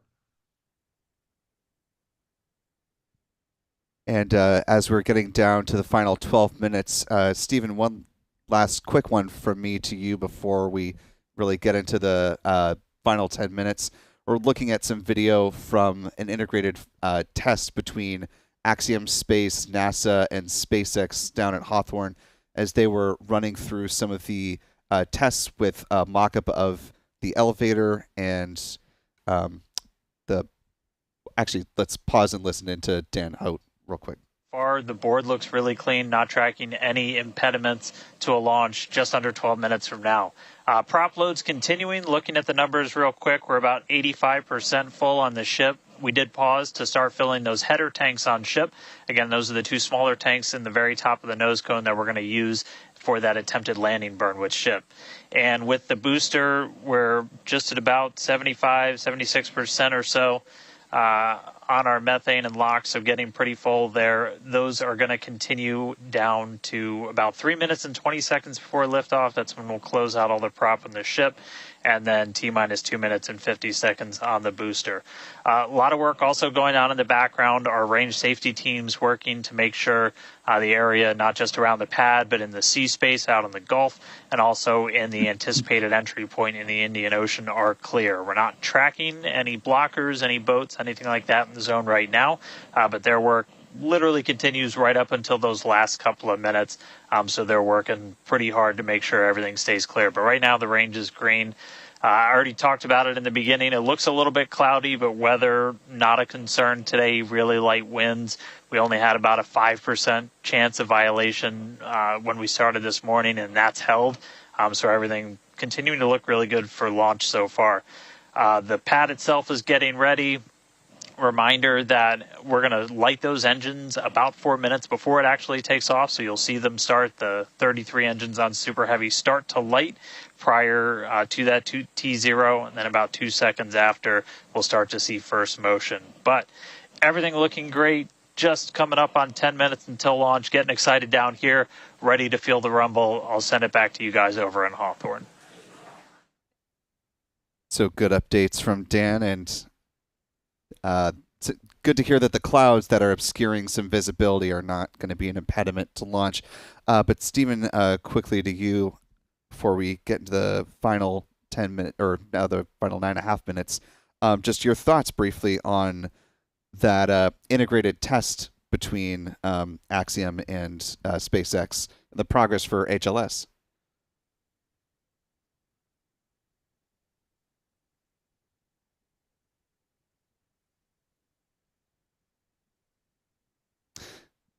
We may have lost touch with Stephen at this point. We'll talk with him on the other side of launch.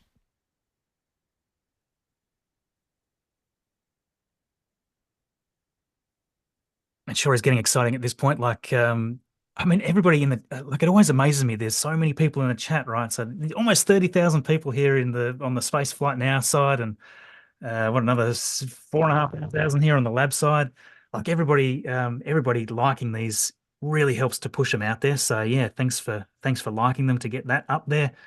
So many people everywhere. Like, just sound out to where you're watching from. I'm always interested in how many people are watching from all these locations around the world. Yeah, definitely love to see where folks are joining in from. And as you're watching with us live, as we're coming into the final 8 minutes and some change, whether you're watching on the Spaceflight Now side or the LabPadre side, be sure to hit that like button and share the stream. It allows the YouTube algorithm to do its thing and bring this coverage to more people.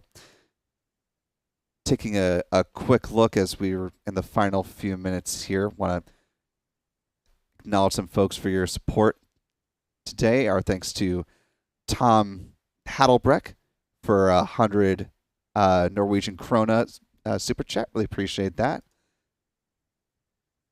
Yazda with a $10 super chat. Thank you so much, Yazda, saying thanks to Lab and Spaceflight Now for bringing us the world's most inspiring events. And we're more than happy to do so. Appreciate your support of the work. Piper Saul with a $20 super chat, saying simply go SpaceX. Thank you, Piper Saul. Jonathan McD joining us as well with a $2 or £2 sterling super chat, saying remember to hit that like. It means more boost. Absolutely. Cosmic with a $5 super chat, saying give me fuel, give me fire, and cheers, everybody. Landon Gahau with a $10 super chat, saying showing love for all of you, and a special shout out to Marcus House. Thank you all for your dedication to space exploration news. Hey, no problem. Thanks for watching. Dan Kerman with a $10 super chat. And hashtag free Stumpium. Sure that the hopper there's got great views and enjoys watching these Starship launches for as much as he can. Loaded Gas with a $5 super chat. Also with a little bit of support for Stumpy there. Crow Guy with a €5 super chat, offering some root beer money for the lab folks. Let's listen into Dan real quick for a quick update. 6.5 minutes away. You can see when we throw up the graphics for prop load that we're almost closed out. Ship more than 90% full. Those header tanks are done. And then the boosters right coming up on 90% real soon. So we're going to see those close out in the next couple of minutes. Ship's going to end at about 3 minutes and 20 seconds. It'll be fully loaded. And then booster at about 2 minutes and 50 seconds. After all the props loaded on, we go through a lot of steps to safe ground systems. You're doing things called pushbacks, where you're just clearing all of those lines on the ground of propellant before we lift off. But once we're done, we're going to have 10 million pounds of liquid propellant on board Starship to help power the most powerful vehicle ever designed. If we do hold, we have a built-in hold gate at T-minus 40 seconds. We can hold there for about 30 minutes or so today. If we need to wait for final pressure checks or for if we have anything on the range, anything like that. Did just get that the range is green. So we are coming up 5 minutes and 20 seconds away. We are not planning to hold at T-minus 40 unless we trip some kind of hold alarm, something like that. So we could blow right through that gate and go right to launch. Don't be shocked if we hold at T40, though. And if we do, we can hold for a couple of minutes and then keep going. Our window is open all the way until 9 a.m. today. Now, once we pass through T-minus 40 seconds, a number of events will occur in rapid succession. The ground spin and ignition. And some good updates. Of course, we'll keep a close eye out to see if, in fact, they do need to enter into that hold at T-minus 40 seconds. And again, just as a reminder, if for whatever reason they are not able to launch today, if they hit a last-minute issue, they do have a 48-hour turnaround time for this mission. So I'll be back looking for a liftoff if they need it on Saturday, June 8th. But so far, all seems to be progressing well towards a liftoff in now less than 4 minutes, Joel. Yeah, it's getting real exciting. And, you know, like kind of harkening back to what we said earlier, is they make this look easy. This is still an experimental rocket, and here we are under 4 minutes to the fourth launch of it, and following significant changes to their ground support infrastructure, and they're currently tracking no issues and on track for an on-time liftoff here. And, you know, we are just about to hit booster load, or ship load first. Ship load and booster load here coming up real soon. So really hoping we get to see those great onboard camera views again. I know it was a huge surprise as on Flight 3. Like, we want to see all those views and more for this one. Yeah, certainly a benefit having the capabilities of Starlink on board the last time around. And, you know, it's almost like an advertisement of sorts for that SpaceX capability as they continue to launch Starlink missions at a breakneck pace from both Vandenberg and here in Florida, and soon with Starship, but certainly proving out the robustness and viability with this mission, and looking to another demonstration as well coming up on the Polaris Dawn mission, as Jared Isaacman and his 3 other colleagues are going to be doing a Starlink demo from on orbit as well. I wonder how hyped everybody is out there in the chat. From 0 to 10, how hyped are you? I'm starting to feel the nerves right at the minute. Absolutely. We did hear that call out that prop load is complete, coupled with a post on X from SpaceX confirming that Starship is now loaded with more than 4,500 metric tons or 10 million pounds of propellant. And with that, we are now less than 2 minutes away from the liftoff of the Starship rocket on Flight 4.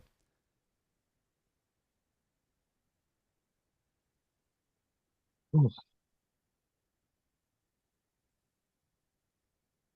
Get a little bit speechless at this point.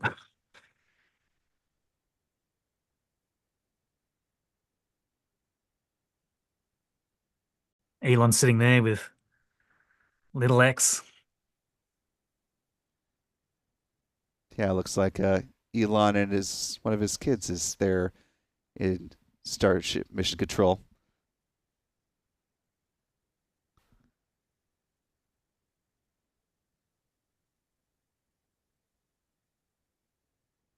Now less than a minute to lift off.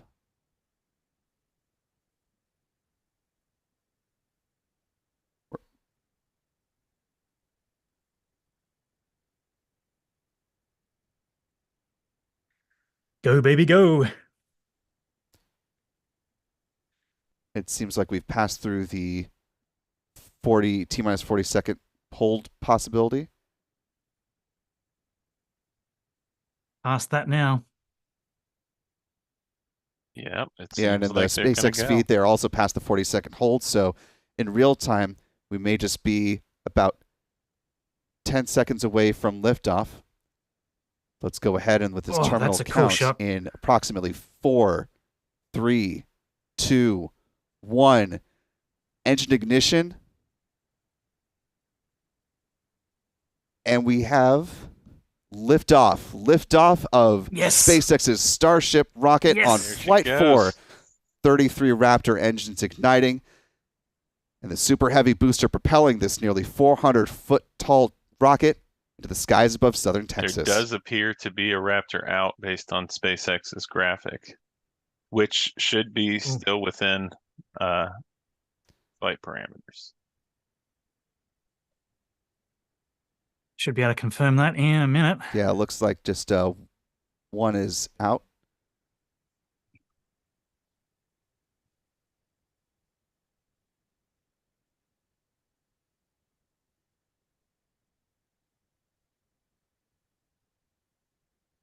Given the amount of cloud, it looks like there's basically no cloud or ground views. Yeah, we can confirm that there is a single Definitely Raptor out. engine out. Oh, there's one. Okay. Yeah, you can see that one engine bell that is unlit. Let's hope that's the only one. It also appeared to happen right at liftoff. Vehicle's now passing through max Q, the point of greatest aerodynamic pressure.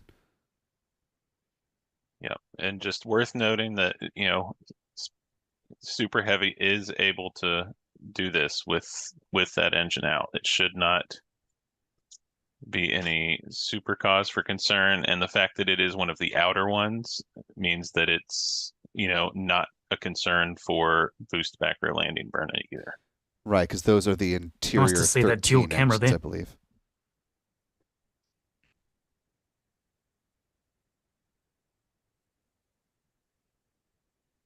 Oh, look at that. Now coming up on the second minute into flight. So far, with the exception of that engine that's out, things seem to be progressing well with this mission. We're coming up on a few different events in fairly rapid succession. We'll hit MECO, or most engines cut off in this one, about T plus 2 minutes and 41 seconds. That'll be followed by hot staging 4 seconds later.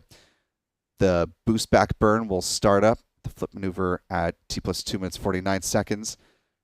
The boost back burn should cease its firing at T plus 3 minutes 52 seconds. The hot stage ring will be jettisoned 2 seconds after that. And the Super Heavy booster will become transonic at about the 6.5 minute mark. So we're coming up on It's worth MECO noting that those outer momentarily. Raptor engines don't need to restart again anyway, so as long as it gets to stage set, we're all good.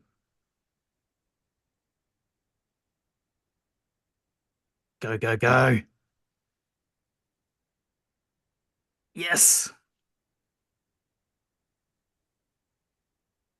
And a good hot staging here.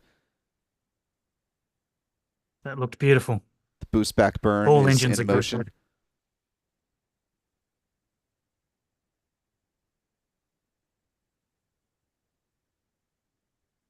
And a good ignition of the ship upper stage engines, all 6 firing nominally by all accounts. And a good relight for the boost back on the booster of the outer ring of inner engines. And as a reminder, during Flight 3, there were 6 of those engines that were needed for the boost back burn that shut down prematurely. So keep a close eye on these 13 Raptor engines on the booster. We're continuing to see good views from the ship upper stage as well. That looked really good.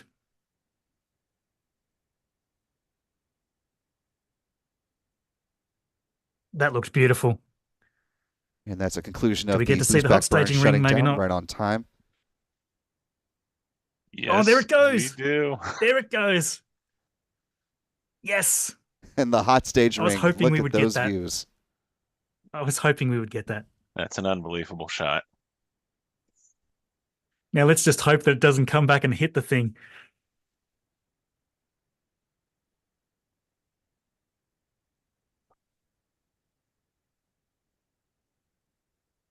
Important point, that one. Yeah, and Marcus, to your point, the SpaceX commentator noting that future iterations of Starship will use a lighter hot staging ring, so they won't need to do this separation maneuver. But in this current iteration, that maneuver seemed to have worked, and they're continuing to press on. Now coming up on about 5 minutes into flight. Next up, the Super Heavy booster will reach a transonic state, traveling below the speed of sound.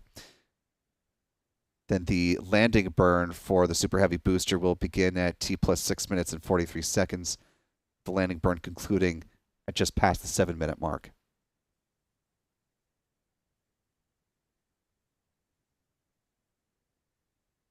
Is looking very smooth. Yeah, good coast phase right now, the booster.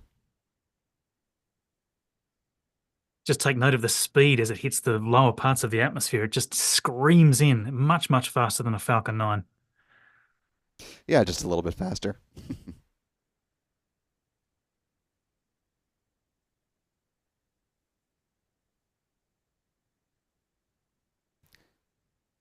Now coming up on minute 6 into flight so far.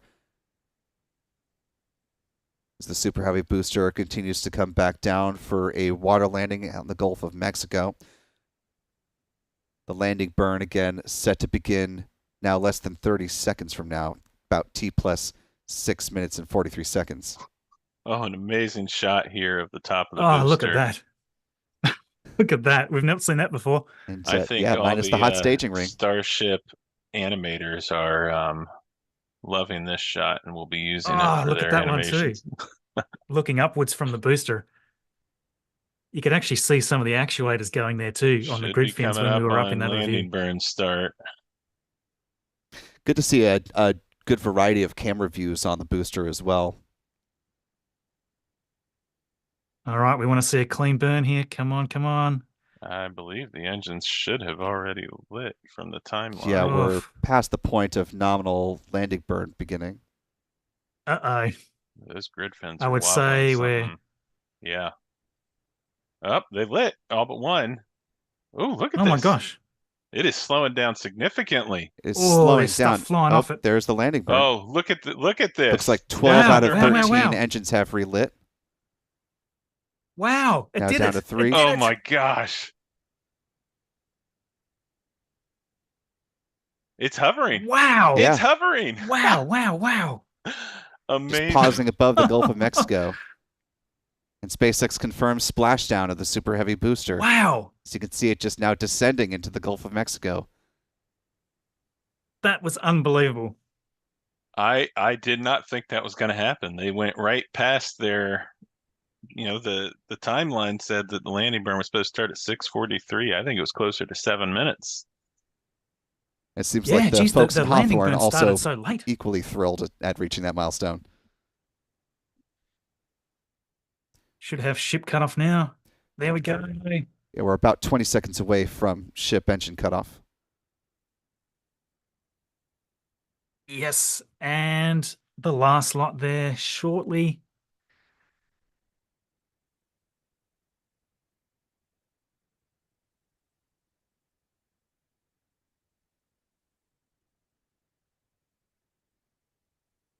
Wow. It's about the only word I've got. Wow. And it's the engine cut off for the second set about nowish. There we go. That looked beautiful. With the exception of that one engine missing on the outer ring of the booster, absolutely perfect. Yeah, and I believe they were one engine short on that landing burn too, weren't they? There were 12 of the 13 were lit by my count. Oh, okay. I didn't quite catch that. Right. So there was one missing for a little bit there. But even so, it seemed to be able to hover pretty well. And most importantly, those 3 center engines were able to continue to stay lit, which, is certainly proving out the path forward on the viability for a booster landing back at the Mechazilla.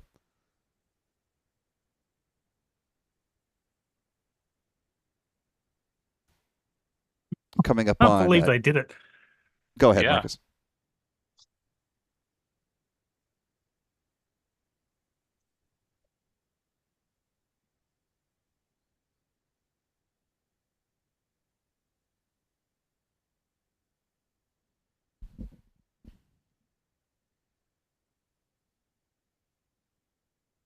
One thing to note so far, which seems to be going well, is they seem to have much better attitude control on the ship upper stage.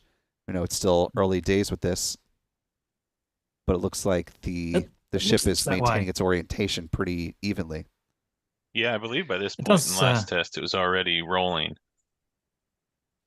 Yeah, it does have a rotation going on, not a roll, a rotation, but that's probably planned. It looks like this is a replay of the ship coming back in for a landing on the Gulf of Mexico. So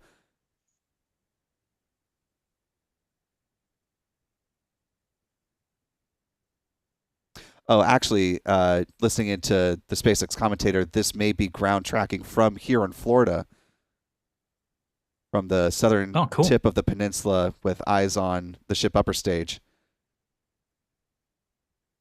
So for those who are down in the Keys or in the Miami area, look up and wave. You've got a Starship heading over your...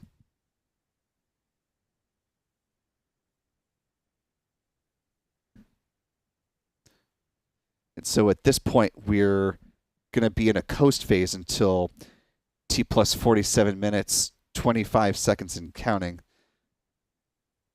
Marcus, I know the word you would put it down to is wow, but if you're able to expand upon, what we've seen so far with the mission, just your thoughts so far with this initial stage of flight. Well, I'm ecstatic about it because, it again shows that they can lose engines and still obtain all these objectives that they need to do. So, it's a good example of how robust the design is, in that all these engines are isolated from each other. They're not going to affect each other. That one that was out on the outer Raptor was a Raptor boost engine on the outside. They don't gimbal anyway, so they can lose a few of those and it's fine. In fact, they can lose a few probably from the inside and it would still be okay. But the fact that we saw one out and it still ascended perfectly, everything had good control. It's brilliant, absolutely brilliant. And we've got, I'm sort of intrigued about when they're going to try to do some attitude control on the ship, maybe to sort of rotate it sideways as it was going to enter in. So that'll be interesting to see.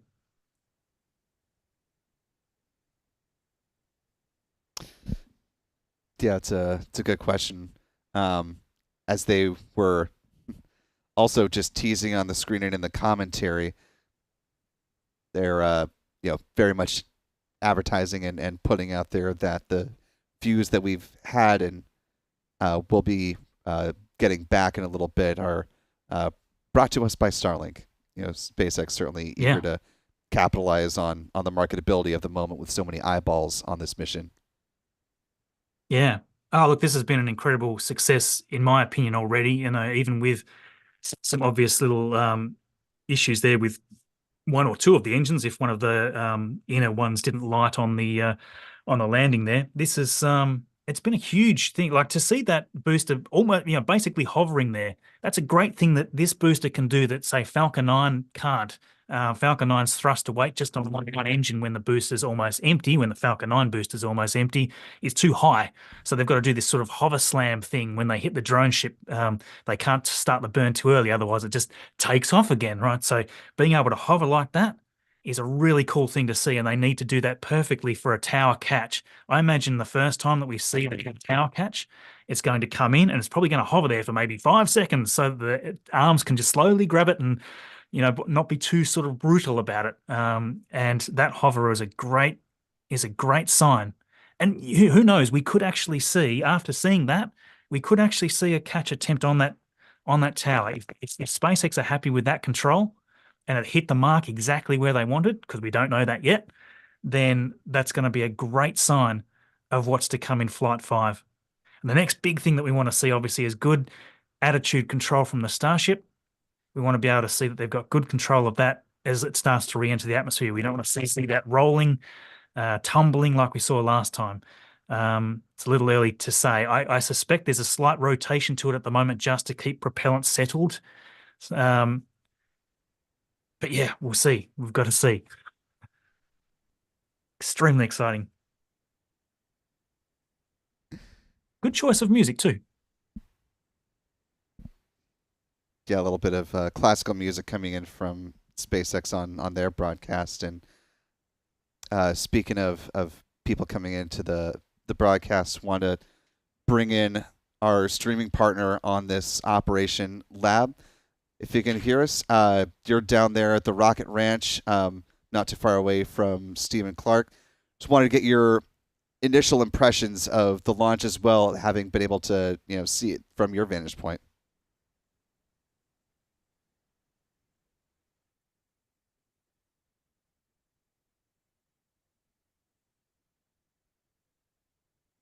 And we're going to troubleshoot some audio from Lab's mic here.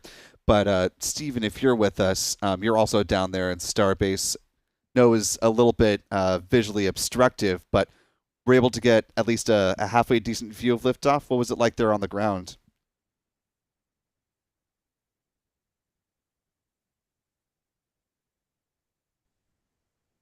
I think everybody's in shock at this point. So I can imagine how loud it was down there at the launch. It would have been deafening. Yeah, it sounds like we're having some difficulty getting Stephen and Lewis down there at Starbase. We're working to troubleshoot. Will, you got a copy on me now? All right, it sounds like we've got Lewis back now. Lab, if you can hear me, go ahead. Hey, Will. Yeah, I tell you, we really got rocked over here as usual. This whole place shook. Our equipment was shaking on our table here, and although we didn't have a great view, it was really cool to hear it and feel it, and just all the excitement in the air over here at Rocket Ranch. We have a wonderful community, all kinds of people from all over the world that are here, and it was really great experience. And that's terrific to hear. I'm sure just the sights and sound, and certainly being surrounded by a lot of space fans, especially those that have traveled a great distance to be down there to witness for themselves. I mean, I remember for Flight 2 when I was down there with you guys, it was quite the event. Yeah, I was really hoping you were going to be down here for this one, but it looks like Starliner kind of kept you in Florida, which I can imagine that you needed to be there for that one.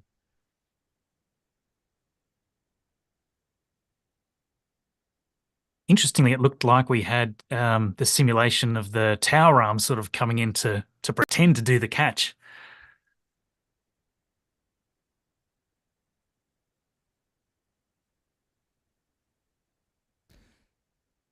Yeah, I missed that. I'll have to go back and look for that on the replay. But certainly, as they were talking about doing the soft water landing with the Super Heavy booster, it was in essence to simulate what it would be like if it were being caught by the Mechazilla arm. So that's a nice sort of tongue-in-cheek visual cue from SpaceX that they did that.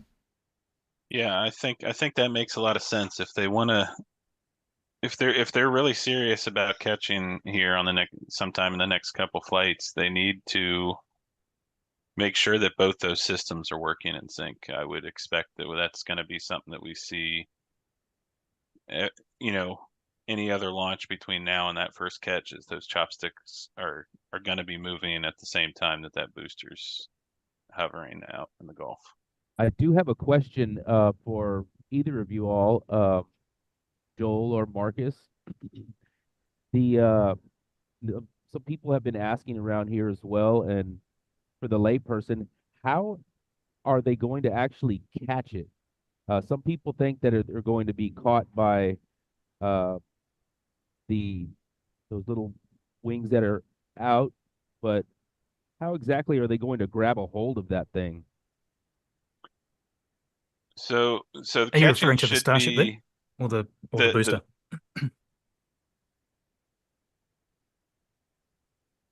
yeah, Lab. Are you referring to the booster? Yes, yes, the booster. Yeah, I think it's going to be caught the same way that it's lifted. It's going to be those two small little hard points. SpaceX has said in the past that the grid fins could serve as a, kind of backup, but they're not really, that's not what they're designed for. They would potentially stop it from falling onto the launch mount or something, but the plan is that those two little hard points are going to land right on those rails, and that means that SpaceX has to have pinpoint accuracy in all dimensions with that rocket. It can't just be between the arms. The rotation has to be, probably within a degree or two, for those points to get on those chopsticks. They do have maybe a little bit of room, especially with these longer chopsticks, in regards to distance from the tower. And the arms can, swing together a little bit to make small adjustments to its left-right movement. But if it's off in either of those directions, then the rotation is going to change as well. So they have to be pinpoint accurate, but those two little hard points should drop down. They've installed some cushions on the inside of the chopstick arms, so that when they come in, they're not likely to dent the tank, the methane tank on the booster, but those hard points should drop right onto the rails that they use to lift. And then there's little pusher cars on there that would allow them to push the hard points to the exact lifting position so that they can just rotate over and set it right back in the launch mount. Just quickly to interrupt there, Elon has actually posted to say that they do have acquisition signal. The ship is okay. They've got 11 internal cameras transmitting, but for some reason their external cams are out. So they're trying to figure out why, but the ship is still alive and happy, apparently. Sorry to interrupt.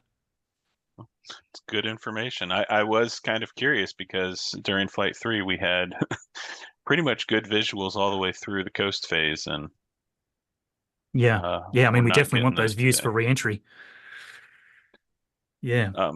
But yeah, but to get back to catching, the ability to catch it on those same lifting points and then rotate over and put it right back in the launch mount is it's key both to rapid reusability, being able to have that booster just, once if the chopsticks set it right back in the mount, the booster quick disconnect can pop back open and reconnect, which allows them to one,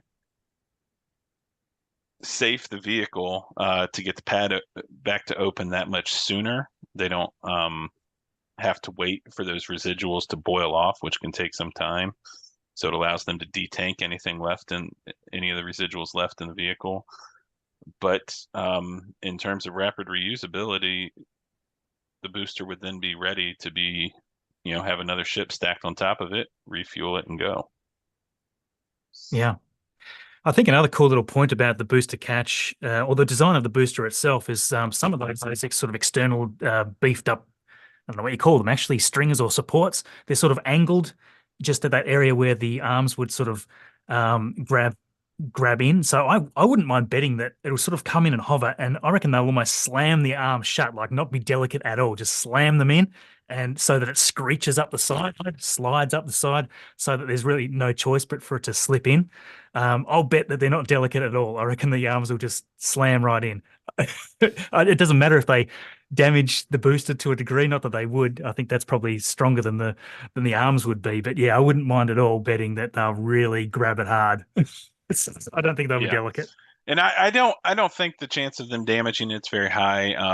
Some people may not know, but there is actually an arm that sticks out at the right out from the fulcrum of the arms on each one that is kind of a hard stop that's about the width of a booster. So they can't really crush it too bad. The damage could possibly come from just that kind of flex that I was talking about earlier with these longer chopsticks. As they stop rapidly, those ends tend to swing a little bit, which would compress a little more than they would maybe want it to. Yeah. Apparently, also external cameras come online in 11 minutes. So Musk says. Should get to see reentry, hopefully. Yeah, I was That's going to exciting. say the it's just unfathomable the amount of accuracy that they're going to need to hit those hard points. A vehicle so big hovering there just to hit those two tiny points is just insane. Oh, if they can do that, Just- I'll be absolutely astounded. I would bet that they'd probably be more likely to shear the arms off, but let's hope for let's be optimistic, as they say. It's I think you're absolutely right, Lewis. Just for a quick point in time to interject, gentlemen, as you noted, Marcus, that Elon tweeted external cameras coming on in 11 minutes. So we're T plus 25 minutes, 39 seconds and counting. So that should come on in about now, given the time of the tweet, about 35 minutes into flight. And that is just about 12 minutes ahead of where on the timeline the Starship entry should come up. So it sounds like they'll get things back online with a good amount of margin before we really get into the meat and potatoes of things here.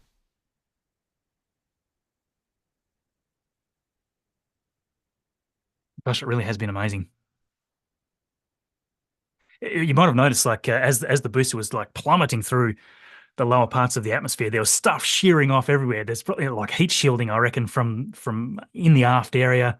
A lot of this stuff is going to be removed anyway for version 2 Starships, so it's probably not too critical. But yeah, there was stuff sort of popping off there. I'm sure that they'll be looking at those camera views to figure out where more reinforcement is needed. The pressures that you're talking about there are kind of crazy too. Like it'd be like being hit with a sledgehammer when they're coming in that fast. Yeah, and especially because the bottom of the booster is not aerodynamic. You know, it is the booster itself without the Starship on top of it is not a super. The ends of it are not aerodynamic things that because they don't want it to be. You know, they want it slowing down as much as it can on its own, but the result of that is increased pressures and forces acting on the vehicle as it comes in. I was surprised actually by just how quickly it slowed down. Like it was like if you looked at it past 10 kilometers in altitude, like it was dropping kilometers like multiple times a second. And just in those last couple, the atmosphere just must get so thick in those last couple. It really is like almost hitting a brick wall. Obviously the landing burn started up as well. It seemed to almost start up a little bit late, but they still made it. But yeah, it's just amazing how much it will slow just in those last few kilometers. Yeah, I was watching it back. I was very surprised by, the with the landing burn and the 12 engines lit up, the outer ring of that, which had 9 that lit of the 10, they were not lit for very long, but they slowed that vehicle down very rapidly that last little bit. Yeah. I really, I was expecting a hard crash into the water at that point. I was very surprised, and it went remarkably well, I thought. Yeah, like I was looking at the altitude and I'm like, oh, we've lost it. There's no way. And all of a sudden it's sitting there hovering. It's like, what? It was really quite incredible. I'll go watch the replay of that.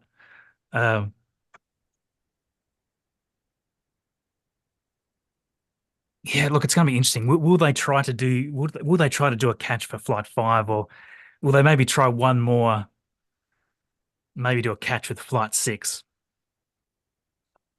if I were a betting man, I would bet Elon is saying, let's do it next one. But I would guess cooler heads are going to prevail and we're going to see one more, especially with the single engine being out. I think they're going to want to see. I think they're going See to if they want can just two perfect it. examples to feel a little better. Mm. But a lot of people are of the opinion that a failed catch is just the worst thing that could happen.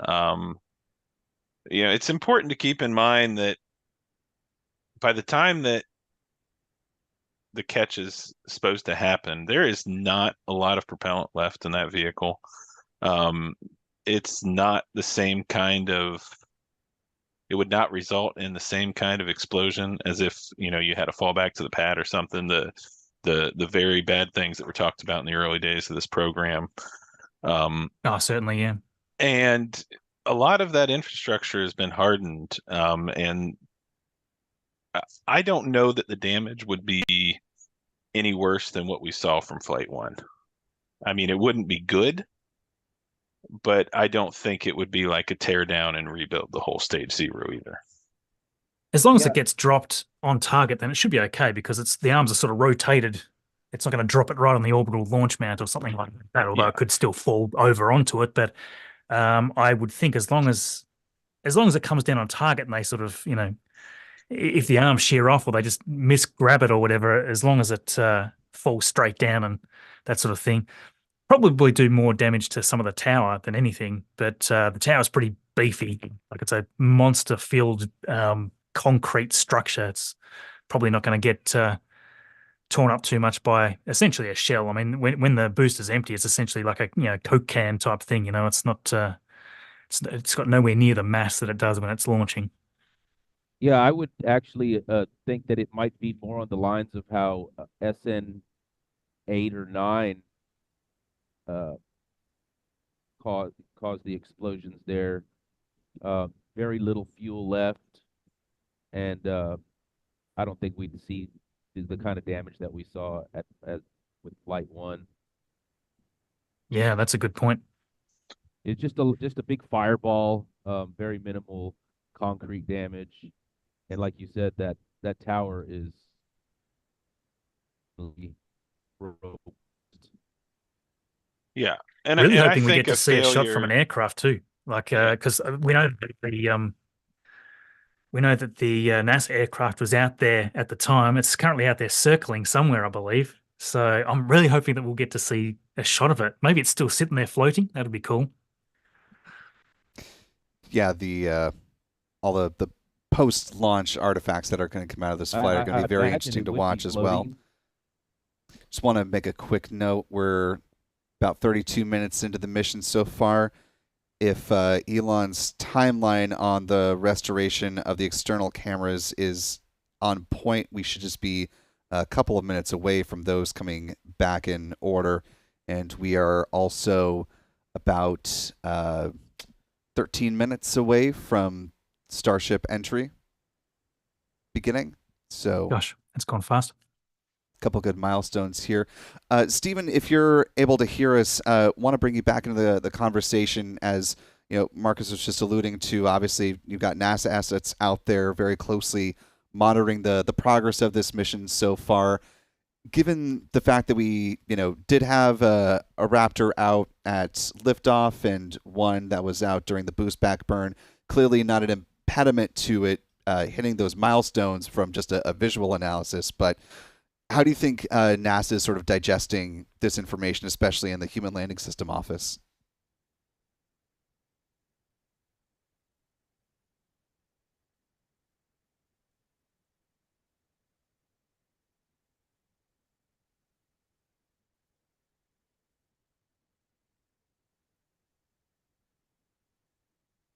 All right, muted, maybe. We may have lost Stephen here on the line. So I'll redirect that question to you, Marcus, then. Given that this is... Oh, hang on. Looks like Stephen is just working a quick audio issue on his end. Stephen? Yeah, no problem. Can you hear us now? Okay, he's going to be popping back in with us. So Marcus, I'll let you go ahead and go off on that one. Just waiting to see if we get that acquisition of signal back for the for those external cameras. Not the acquisition of signal, to get the cameras boosted back up. It looks like Stephen's back. Yes, looks like we have Stephen back. Stephen, can you hear us?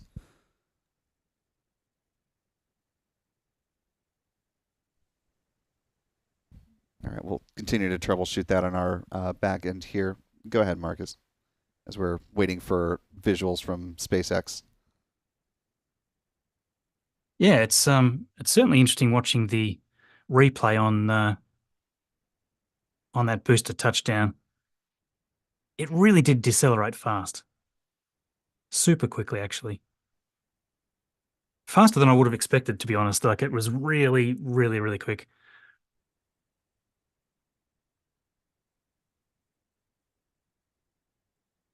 Yeah, and Elon has tweeted out, successful soft landing of the Starship Super Heavy rocket booster, which, we saw and expected, but it's nice to get confirmation that they consider it a success.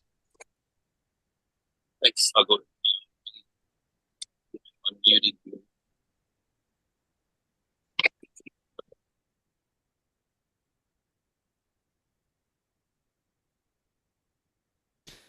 We're still troubleshooting some audio issues on Stephen's end. Stephen, if you've got a clean signal, are you with us? Yeah, Will, can you hear me? Yes, okay. Got you back now, loud and clear. So, as we were just talking about, and I was teeing up for you to respond to, Marcus was saying that, of course, NASA's got its, aerial assets that are tracking the Starship launch today, and of course, representatives from the Human Landing System Office are undoubtedly down in Starbase as well. Given the progress on the Super Heavy booster that we saw, one of the Raptors out there, and another one during the boost back burn, even though that we were able to see what appeared to be good ascent and a good landing burn out in the Gulf, how do you think NASA and especially the Human Landing System Office is viewing the launch so far, from your estimation? I think they're pleased with the launch from what we've seen so far. Obviously, the engine out during the launch on the Super Heavy booster is going to require some investigation. When I spoke with Lisa Watson-Morgan from the HLS program office, she mentioned one thing they wanted to see first and foremost was a good light of all 33 Raptor engines. And that's what the HLS program office wanted to see, was a good light of all 33 engines. We did see a good ignition of all 33 engines, and Super Heavy obviously showed that it has an engine out capability, so they were able to achieve the targeted orbit with the Starship. It looked like the Starship actually burned its engines a few seconds longer than advertised in SpaceX's timeline, presumably to compensate for the performance shortfall on the booster. Stephen, But, sorry to... all in all, I think the NASA program office is pretty happy with the results so far, but the big test is still to come. Absolutely, and I'm sorry to interrupt you there. I just want to note for our viewers that we are getting external camera views now back from SpaceX on the ship upper stage. So it continues on with its coast phase. Now T plus 37 minutes, 55 seconds and counting. Just about 10 minutes now away from ship entry, and it looks like it's flying in a fairly stable orientation. Yeah, this is the big thing. It seems to be stable.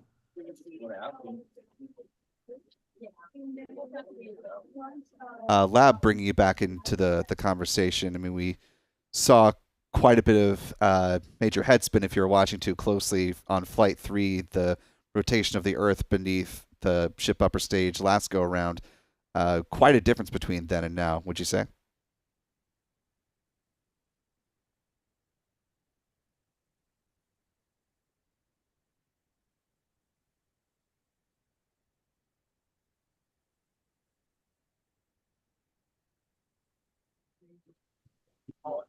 I'm sorry, I didn't hear that question.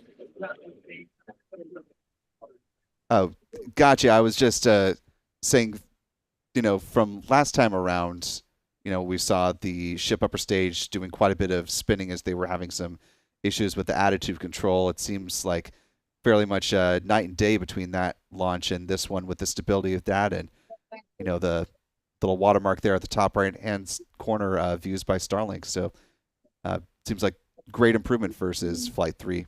Would you say? Oh yeah. It almost seemed flawless this time, other than that one engine that did light up. Love the little cheeky bit of advertising there. Views by Starlink.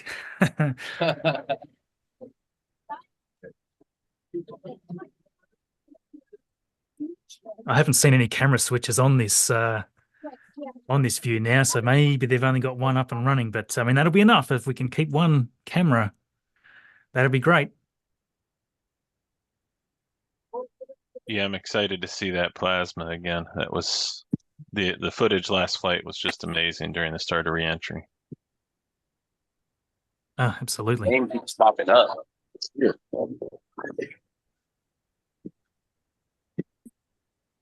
I would have really loved to have seen just a few shots of, some of the roll thrusters firing or something like that, because we haven't really seen that yet. We probably won't this time either, because it looks perfectly stable. I don't think they need to touch it.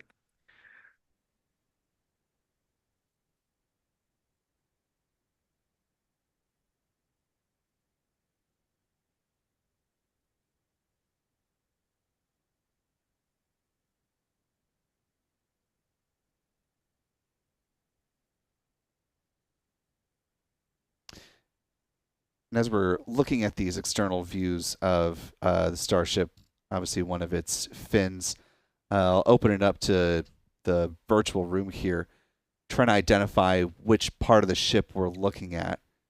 For maybe Joel, if you want to chime in, if you can sort of give folks a better idea of which part of the vehicle that we're viewing at this point. I think we're looking at the forward flap here, up on the nose of the vehicle.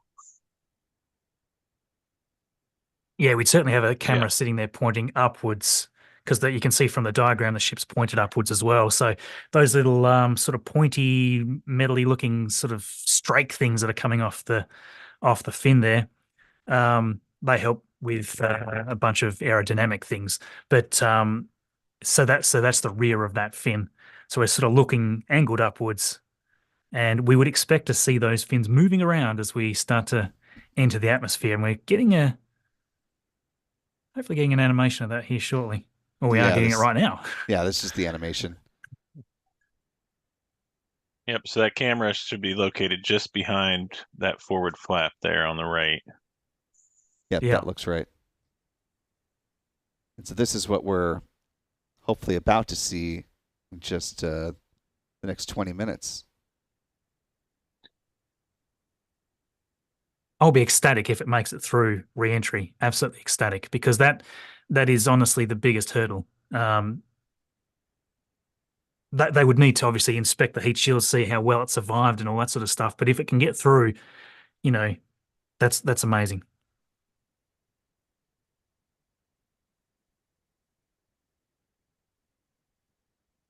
Yeah, and you were just talking about the survivability of it, and from this vantage point, you're seeing sort of the flat side of the tiles, a couple like right up near where the camera is positioned, and then extending out towards the flap itself. Marcus or Joel, if you want to weigh in on sort of the positioning of these particular tiles and sort of the orientation, which actually now we're getting sort of a far off view of what we're just looking at from another angle. Yeah. So that's looking downwards, opposite direction, looking downwards at the aft fin. We sort of saw views from the third flight that, the entire ship was coming in, rear first, it was not ideal at all. So we're seeing good orientation.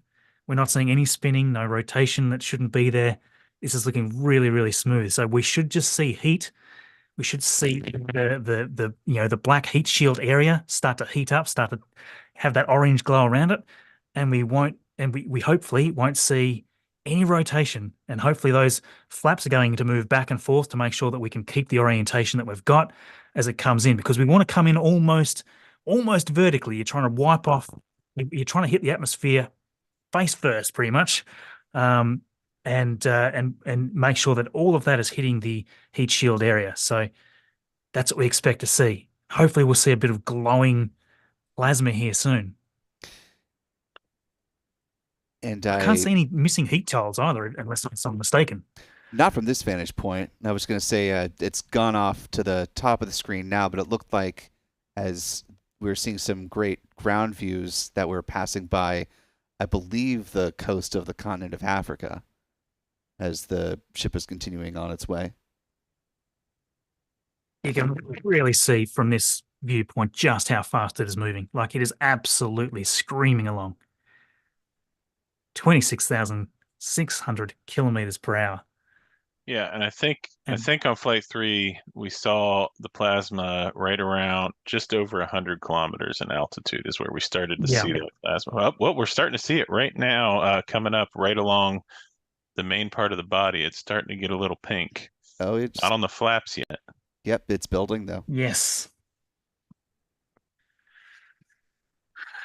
And that's where we want to see it, is we want that belly first. That's looking beautiful already. I mean, at this point, there's not really a lot of drag, so it's not causing a lot of forces to sort of, try to fight the re-entry angle, all this sort of stuff. It's really just when we're going to get down to around, the 80 kilometer mark, that's when the controls of those fins are going to really be put to the test. And even more so as for each kilometer it drops, it's going to really make obvious whether there's a control issue. But man, it is smooth so far. Just look at that. Exactly where we want it to be. It's interesting to even see that as this plasma is building up from the air pressure, the ship is actually still accelerating because it's still so high.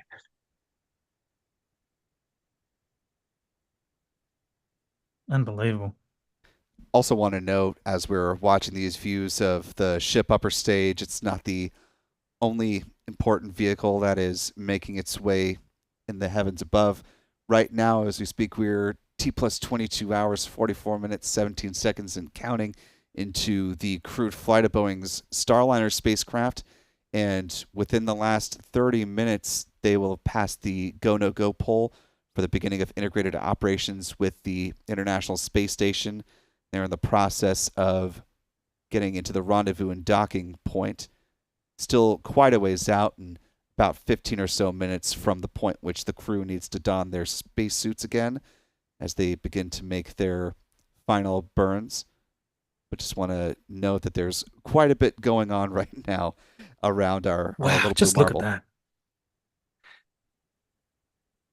The fact that we're not seeing movements of those fins is a great sign. I think that the video feed from space, is it still live or is it frozen? I don't. Maybe frozen. Oh, no.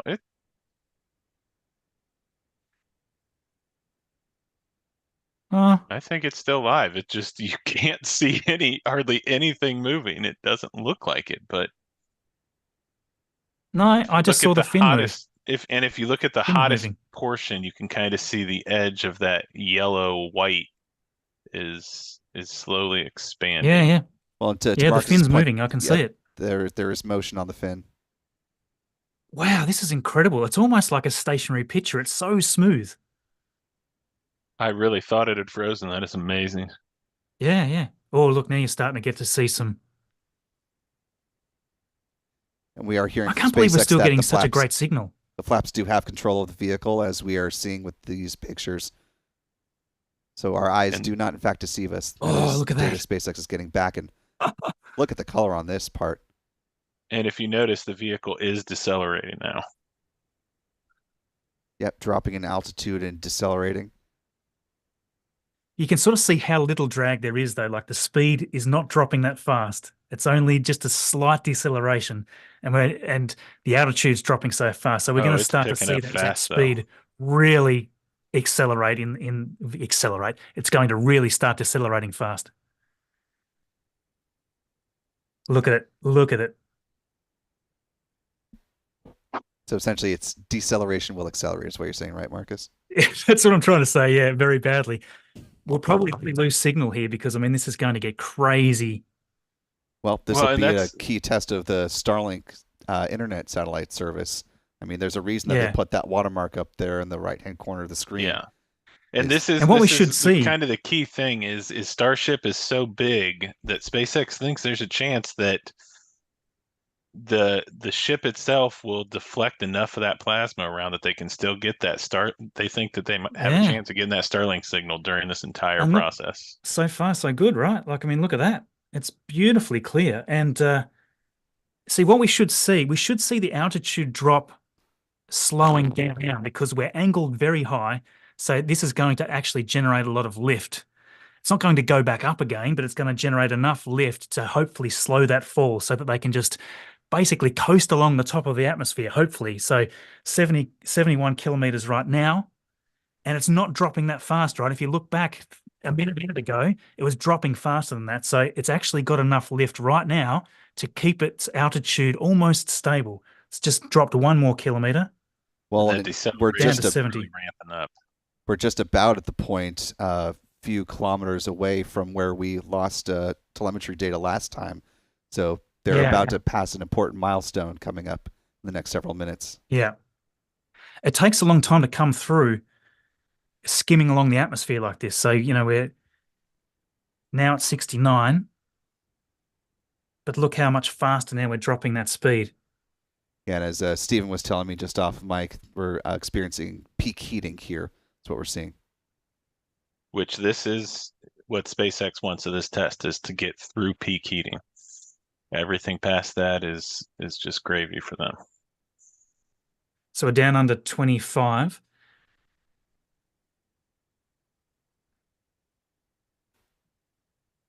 Just amazing.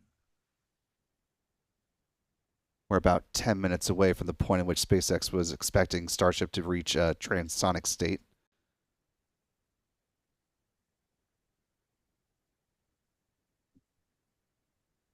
Oh, I'm just amazed. Absolutely mind-blowing. And just still crystal clear pictures coming in through all of this. Yeah, Half a just- G of deceleration. They're trying to sort of keep it held reasonably low. So they're trying to keep that altitude sort of stable. Temperatures have stopped increasing, apparently.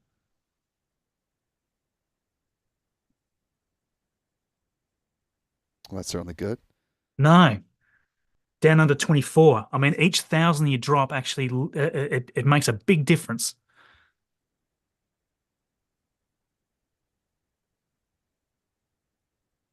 This is exactly the data that SpaceX is desperate for. This is Ah. beautiful. And in the meantime, also, Boeing's Starliner has established a direct link, verbal and data communications between Starliner spacecraft and the space station. It completed a 12-second inbound co-elliptical maneuver burn. So both of these two missions for two very important space companies, both Boeing and SpaceX, performing quite well simultaneously. See how stable that altitude is. They're literally just enough lift to keep it where it is in the altitude, and they're just going to keep it here, decelerating until they probably can't hold it up anymore. Like we're now down under 23. As soon as they get through that real hot heating area, sort of regime, sort of altitude velocities, probably down somewhere around 18,000 or something like that, they can then probably afford to let it fall further down into the atmosphere to really start wiping the altitude off fast. Absolutely incredible.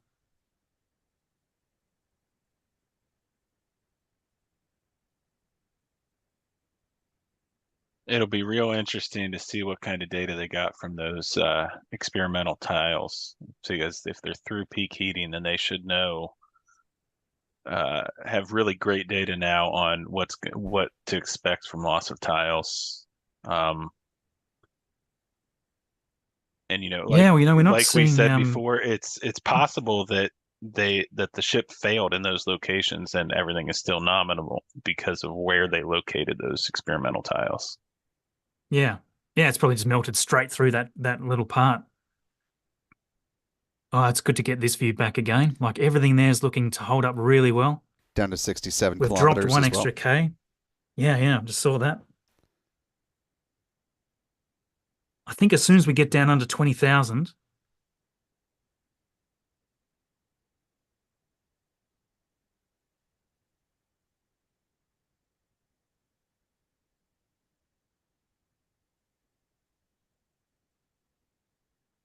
Raptor chill also now underway, so they're thermally conditioning the Raptor engines for that landing burn. So far things continue to move well with this mission, as we're now down to 65 getting kilometers. a lot more. Yeah, look at the speed dropping now, a bit faster. So just those extra couple of kilometers, we're down to 64. They're kind of letting it coming in a little quicker now. Not And quicker, but it's coming in thicker. And while we do know this is obviously much better than the last flight, this is actually now lower too than when we lost telemetry of that suboptimal entry. Yeah, I mean, at this point, the atmosphere is getting quite thick, and you can really see it starting to whip up around the outside there. It's interesting seeing some things can sort of almost float in this sort of almost shielded area, and then zip off as soon as it looks like we're going to probably lose signal just because of the plasma, because it's really building now. Almost down to 60 kilometers. Well, we've got some fin movement. Recall that Starship is still on a good trajectory. I mean, the stresses on these fins is going to be crazy at this point. We're down under 20. And it's worth noting too that where those fins meet the body is one of the areas that they're probably most concerned about, because there's a joint there, so there can't be quite as good of a seal with that heat shield. They've got overlapping heat shields, but if plasma were to find its way in there, it could cause some issues pretty quickly. I mean, the heat shield is just holding up really nicely. There's lots of sort of, sparks and sort of little chunks of debris. I'm not sure where they're all coming from. It could just be part of the plasma. There's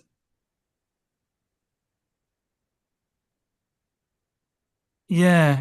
It looks like there's some outgassing there, if I'm not mistaken, by the fin. I may be wrong. It could just be currents and stuff, but it just looks like something is leaking out there. It does look like some out. Well, they're supposed to be under engine chill. That could be part of that. We're down under 17. I mean, if this can get down around 15 quite happily, then it should be able to get all the way. So far, so good. Look how fast the speed is coming.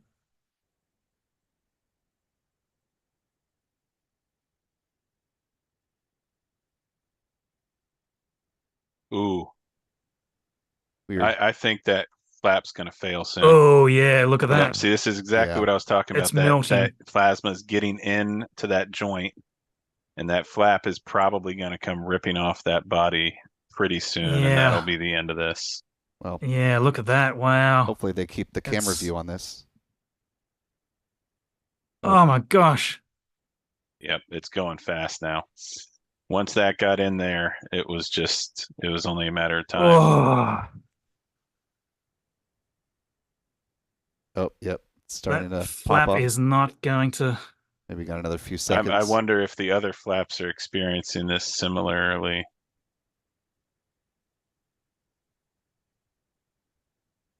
I'm actually surprised still hanging it's held on as though. long as it has.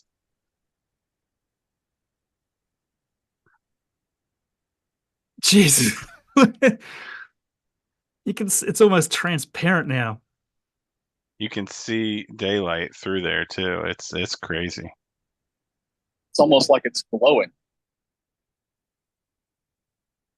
It's Now just it's like It's just expanding melting now. away. I can't believe those connections are much more robust than I would have thought.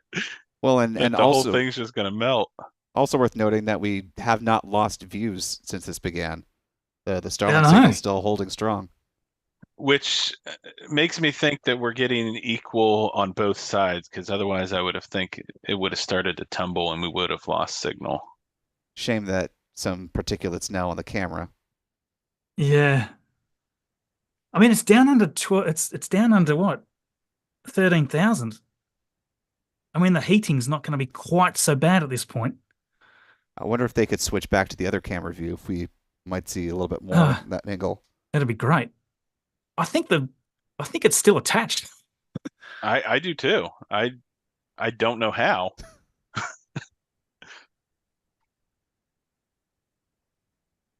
But it's very interesting because if the graphics are still accurate and it's still in that same orientation, even with this flap failure like this, it's Yeah. very I mean, it's impressive. still got the right orientation as far as I can tell. Okay, And, you know, there we we're lost well signal. down in now. Maybe the flap Ah. hasn't been totally ripped off yet, and that's preserving. Well, Oh, that may be come the. back. No, They're still still getting getting back. telemetry Still see the data. velocity. Though. Oh wow! No, It's back. we're still here. Almost under 10,000. And SpaceX has reached an hour now into this mission with an intact ship upper stage. Well, mostly intact. There we go. Under 10,000. I can't believe that. I still have control authority. Otherwise, the thing would be all over the place at this point.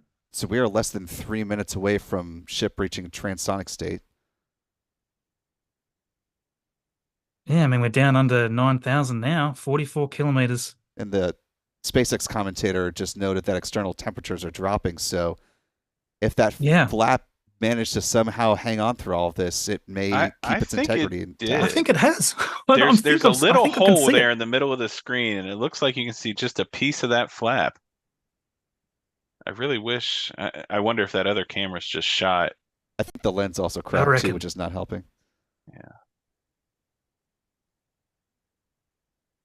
Look at that. I mean, it's now down under 7,000.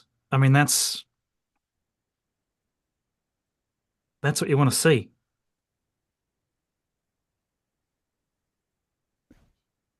Oof.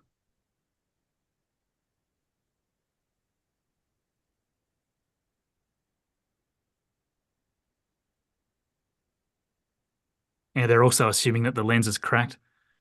Oh, just lost signal again.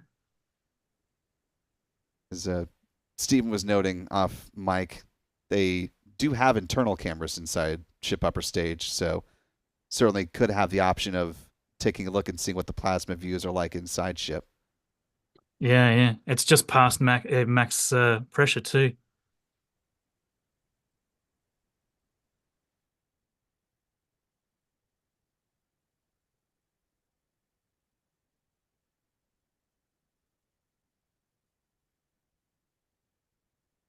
So if all continues to go well, We're still getting altitude and speed, so it's still alive. The landing flip is coming up at T plus Oh, 1 hour, we're 5 back. minutes, and 38 seconds. I So can't there believe this. may be back. hopes to see something. 3,000 kilometers per hour almost. You know, the diagram still shows it oriented the correct way. If they actually try and flip and burn, I just don't even know what to think. The orientation is now changing. It's putting itself into a full belly flop. Yeah, it is. I wonder if maybe some of the flaps held up. Oh, it's overdoing it. Up. All right, well. I mean, it's probably not surprising with half a fin there. Oh, that was an interesting look right there.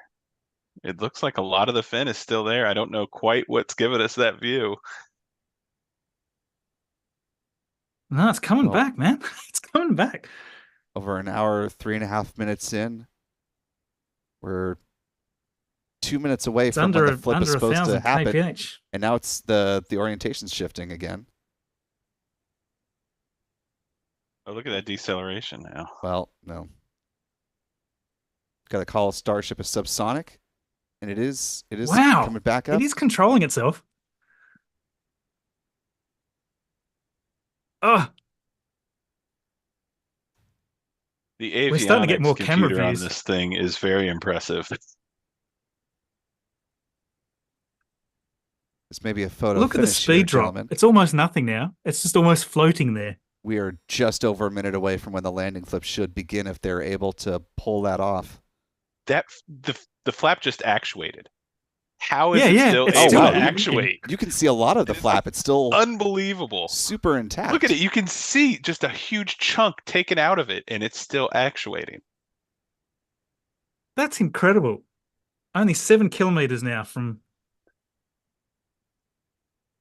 Starship is subsonic. This is unbelievable. Now less than a minute from the planned landing flip and then the landing burn. 5Ks.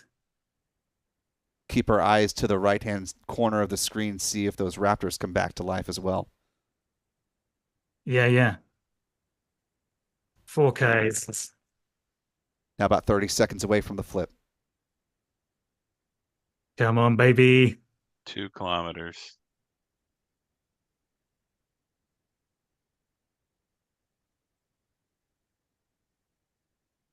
I don't know if we're going to get Raptor reload like 1 kilometer. Nope. No, I don't think we're going to. that's. I'd Wait, say wait. that's the end. Flipping. What? No way. No way. It is flipping. No I'm not way. seeing any engines, though. No. Wait, that's brightness. That's brightness. That could be engines lighting. Or the sun. No freaking way. Oh, well, It's It's accelerating. upright. What? It's upright and it's just done it. I think it might have soft Oh touchdown. my God. It just splashed down. It And just splashed Oh down. my it's God. still streaming video. It's just floating there streaming video. Thank you very much. I am flabbergasted. Heard in the SpaceX commentary that the landing burn was initiated. We didn't see streams here, but let's listen into Dan Hote. I mean, it was a little bit of use your imagination as you were going down with what we could actually see, but we were able to hear the ship did its landing burn. It sounded Starship like we landing might burn have got shutdown. 2 engines. And there's the final call for landing burn shutdown, but we'll go back through all the data, but we did get confirmation that a landing burn took place. Starship made it through That's re-entry crazy. and did its first ever landing burn. They've got to be stoked with that. From South Texas to the other side of the Earth, Starship is in the water. Well, I wonder if all the flaps were like that. What a I day. can't believe that flap What a held day, on. guys. Yeah. That was absolutely incredible.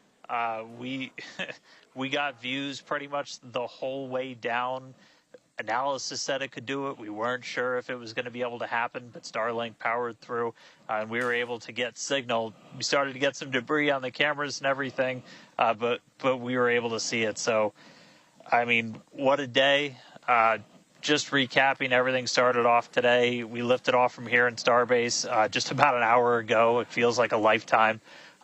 Successful Super Heavy ascent, boost back, and its own splashdown in the Gulf. Ship made it to space, kept its attitude. Successful re-entry through peak heating. We got to see it under flap control through the atmosphere, and we got call out of our first ever ship landing burn after a launch into space. So, just really incredible. So I'm going to take some time to collect myself, but wow, that was incredible. I can't wait for the next one. Over to you guys. It was so loud here. I haven't heard. And so, yeah, fellas, we saw from liftoff to landing, and SpaceX just posted on its social media that it confirms splashdown. So this is truly a big leap forward for the Starship program. Lab, bringing you back in here, it made through quite some accomplishments if we've got Lab here, which we may not.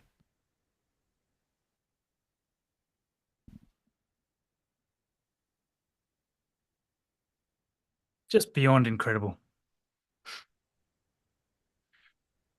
All right, go ahead, Lab. I think we've got you now. Yeah, I'm here. Yes, go ahead. I was just gonna say, man, these engineers and all these workers that put all this blood, sweat, and tears into this thing, they have to be grinning from ear to ear right now. Yeah, truly. I'm just lost for words. I don't even know what to say. It's far beyond what I expected to see. I was hoping it would make it through. I didn't think it would be able to land after seeing the destruction of the fin there. I still can't believe yeah. it was functional. I know. Like the heat shield must have held up really well, because any little deviate, like any part of the tank that got burnt through, that's mission over. It's impossible to light the engines when they're not pressurized correctly. So that means that the entire tank was still pressurized correctly. So there was no hole in it anywhere along the tank. Yeah, we saw the fins take a good beating. I'm sure that they'll investigate where the heat leaked through on that one. But I'm interested to see if that happened on all fins or whether it was just that one. Maybe we were seeing the one faulty one, Well, one Absolutely thing, incredible. it's not quite confirmed that the tanks held up. The landing bird would have come from the header tanks, which are inside the nose. But I would think that if either of the main tanks failed, it would have blown the vehicle up. Yeah, I mean, the main reason I say that is because, yeah, you do, to a degree, you still need pressure. I would assume that you would still need some pressure in the tanks for the vehicle to hold itself together properly without, maybe not. I mean, it is super reinforced. So, I would think with the residuals in there, if plasma burned through, those residuals would have ignited and the vehicle would have blown up. Yeah. I think it's pretty safe to say that the tanks held up. It'll be interesting. And, the payload bay must have held up as well, or those header tanks probably wouldn't have. Yeah. Man, I need to go and just redigest that. I don't even know what to think. Like it, the most astounding thing to me is that we had perfect signal all the way through. Almost perfect signal. I don't think we saw many frame drops. We saw a couple of little losses of signal for, I don't know, what, 10 seconds at a time, but that was only twice. And who knows whether that was because maybe one of the feeds had cut out and they just needed to switch to another one, Like it could have been that they still had a constant signal, maybe just not from the one camera, from the one dish, because there's multiple Starlink dishes on there. So yeah, that's astounding. And this is unprecedented stuff. We've never seen that before. We've never seen signals like that be able to pass right through re-entry. Yeah, big day for all the engineers in the Starlink program, and certainly all the Starship engineers have to be just ecstatic right now. Stephen, if you're still with us, if you can hop in here. One of the things we were talking about at the early end of the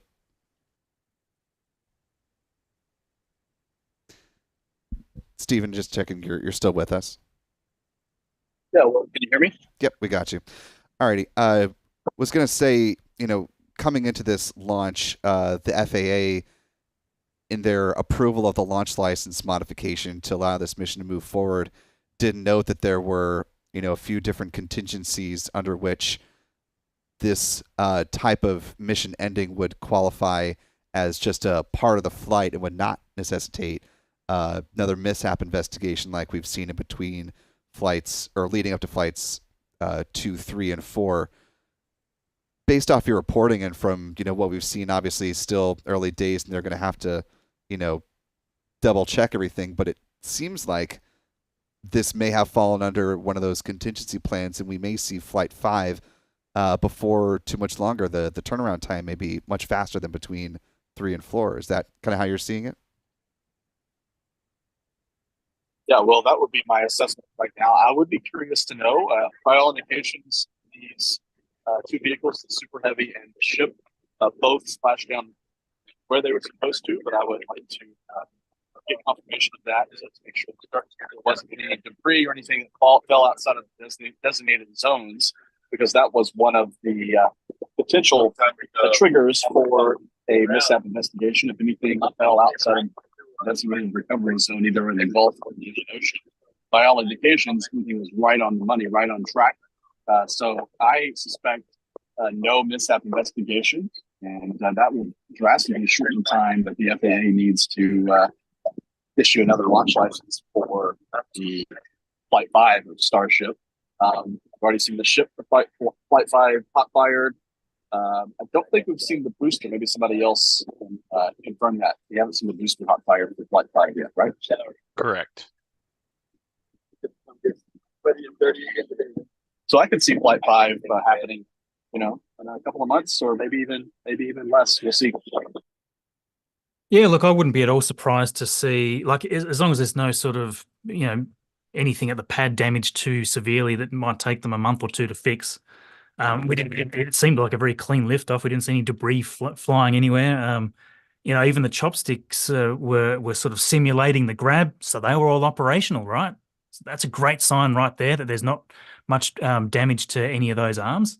So yeah, I mean, it wouldn't surprise me at all if there'll be no mishap report. I can't see why there would be. Everything's gone almost perfectly as far as I can see, with the exception of a missing engine or two at certain points in the flight and a flap burning off, which frankly was expected. I can't really see many reasons why they'd need to delay much at all. They might want to reinforce some things, do some iterative design to make sure that the next one is supported better around the fins. Would be an obvious thing, and anything that they need to check to make sure that they can have a even more precisely targeted landing burn, some adjustments to address whatever was going on with those couple of engines maybe. And yeah, so look, it wouldn't surprise me if we were back here again in 2 months, maybe even less, like it depends what they need to do or what they want to do. There's no point sort of flying just for the sake of flying. If you're not going to improve the design and reinforce some new things, then, you got to wonder why they would do that. So I suspect there's going to be a reasonably decent chunk of time before the next flight, but certainly within a couple of months, it seems possible. Well, and Marcus, just to a point you just mentioned, and thinking back to when we talked about it more in real time, when you said the chopsticks moved, as the booster was landing, was that just an animation? Or was there like video of the chopsticks back at the actual Megazilla actually moving? A couple of people had reported it from one of the other cams, I think. Yeah, our Rover 2 cam caught the chopsticks moving during the booster landing. Yeah, was it sort of synced up as far as you could tell? Like, it's a bit hard to say because each feed is sort of streamed slightly out of whack in terms of seconds, but it looked like that's what they were doing, which we were sort of hoping to see. Yeah, I'm trying to jump around here and get a feel for the clock. Yeah.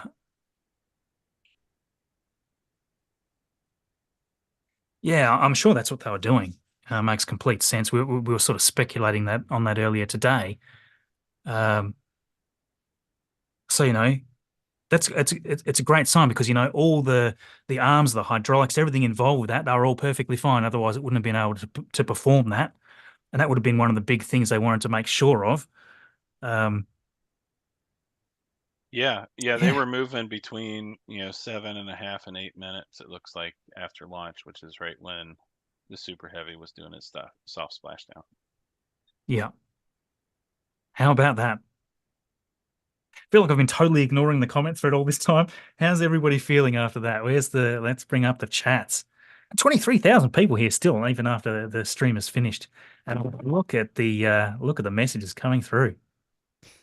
We've been pulling up the super chats down the lower corner of the screen, so making sure people get their on-camera due for supporting the village it's taken to make this live launch coverage come together. So certainly appreciative of all the people who've been commenting and supporting us, the new members on both channels. It is very much appreciated. And, while you're still here, if you haven't already, be sure to subscribe to both LabPadre as well as Spaceflight Now.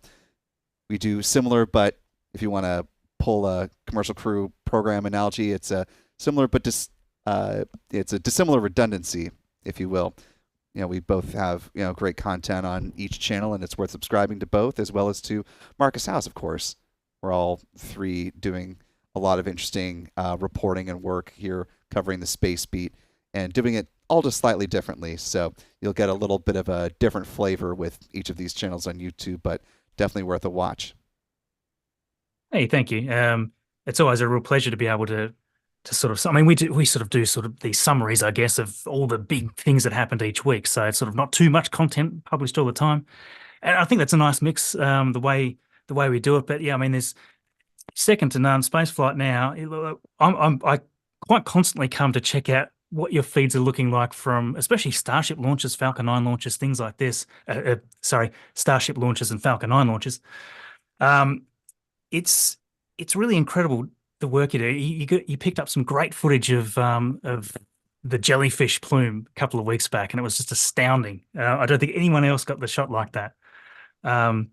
So yeah, very, very cool. Love your work.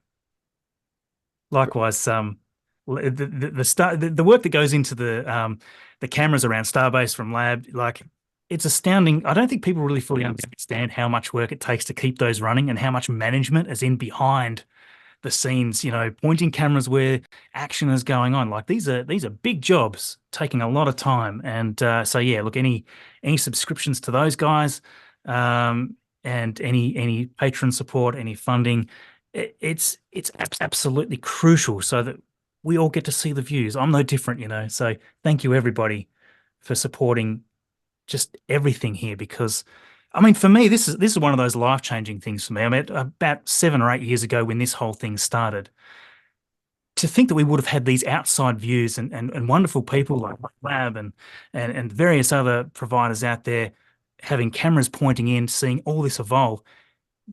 These are real businesses that have made this happen. And we get to share this with the whole world, and the whole world gets to really be inspired by this. And I see it every day. So a lot of young people that are going into careers because of this, going into aerospace, they didn't know anything about this until it all came to be, and watching us all cover it. And that's the thing that inspires me the most, I think, is just seeing everybody just so passionate about it. And it's a wonderful community. So thank you, everybody. Well spoken, Marcus. And just want to note that Elon did send out another post on X saying, and I quote, despite loss of many tiles and a damaged flap, Starship made it all the way to a soft landing in the ocean. Congratulations, SpaceX team, on an epic achievement. So just doubling down on what SpaceX commentators had said and what they had also posted on their own X account, that, while we're very eager to see all the data and information that's going to come out of this and the learnings from it, the path forward to Flight 5, today seems like is certainly a day for celebration for the SpaceX family and also for NASA, as Starship is a key item in the poll for the tent that is the Artemis program, especially Artemis 3.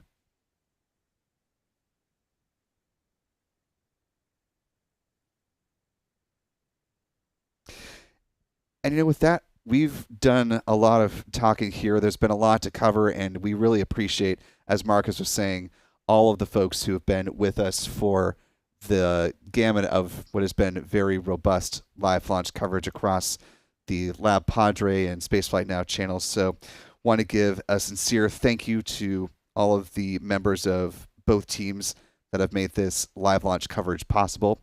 Want to thank our guests here on the mic. First off, want to thank and say farewell to Joel. Joel, first off, appreciate you being with us this morning, and where can folks keep up with your work?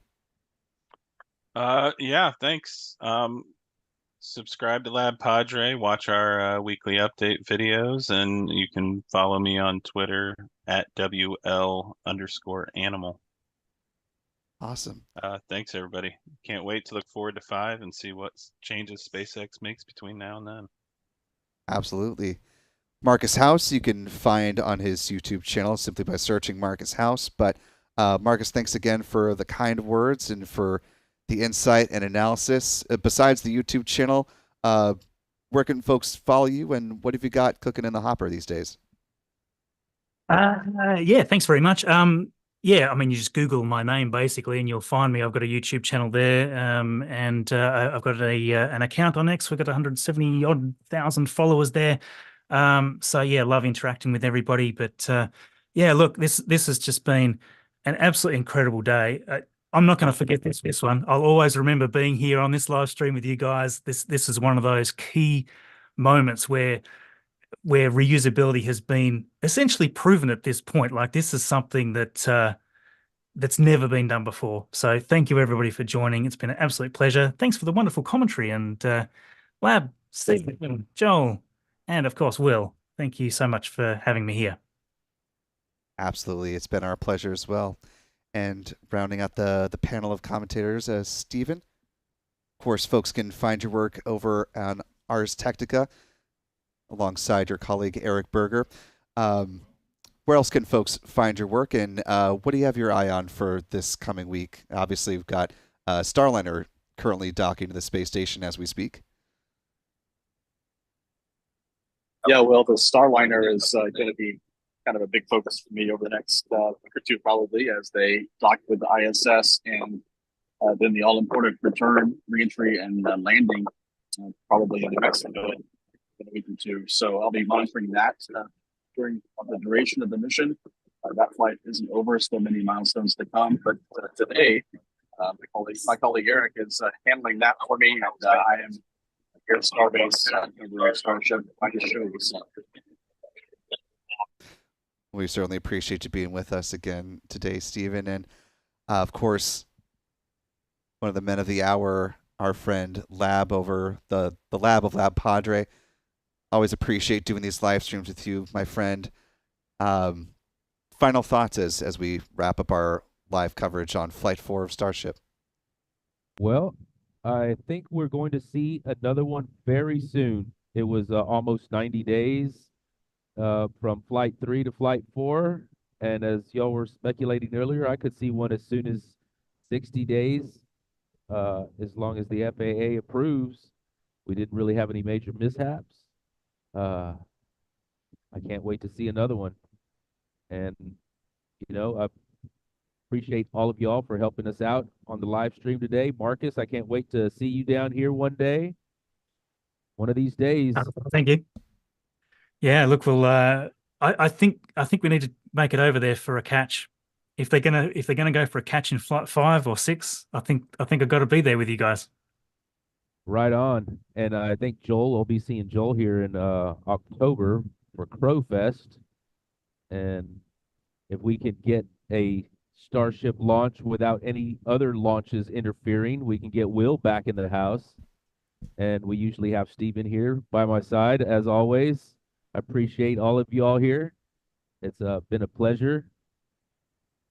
And as Will said, you know, subscribe to Spaceflight Now.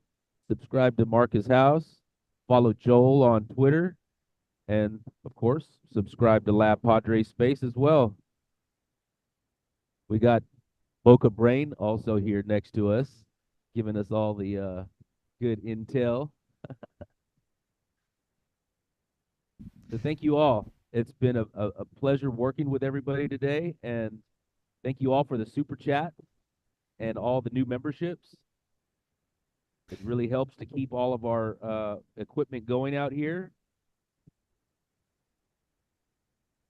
And a big thank you as well to Lucid, member of the LabPadre team.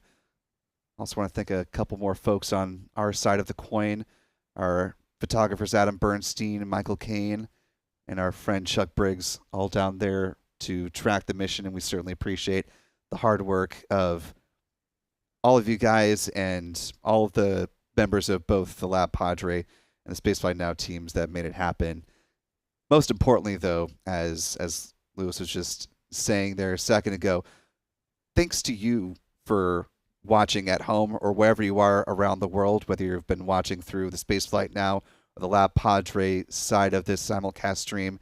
You're the reason that we are able to do this. You and your channel membership help power and make this all possible here in Florida and there in Texas.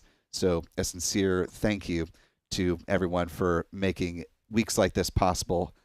Big launch coverage doesn't happen in a vacuum, and we are exceedingly grateful for your support and your kind words. And with that, that will do it for our live coverage of Flight 4 of SpaceX's Starship rocket. Of course, be sure to like whichever video you're watching right now. Subscribe to LabPadre Spaceflight Now, Marcus House, on your way out the digital door.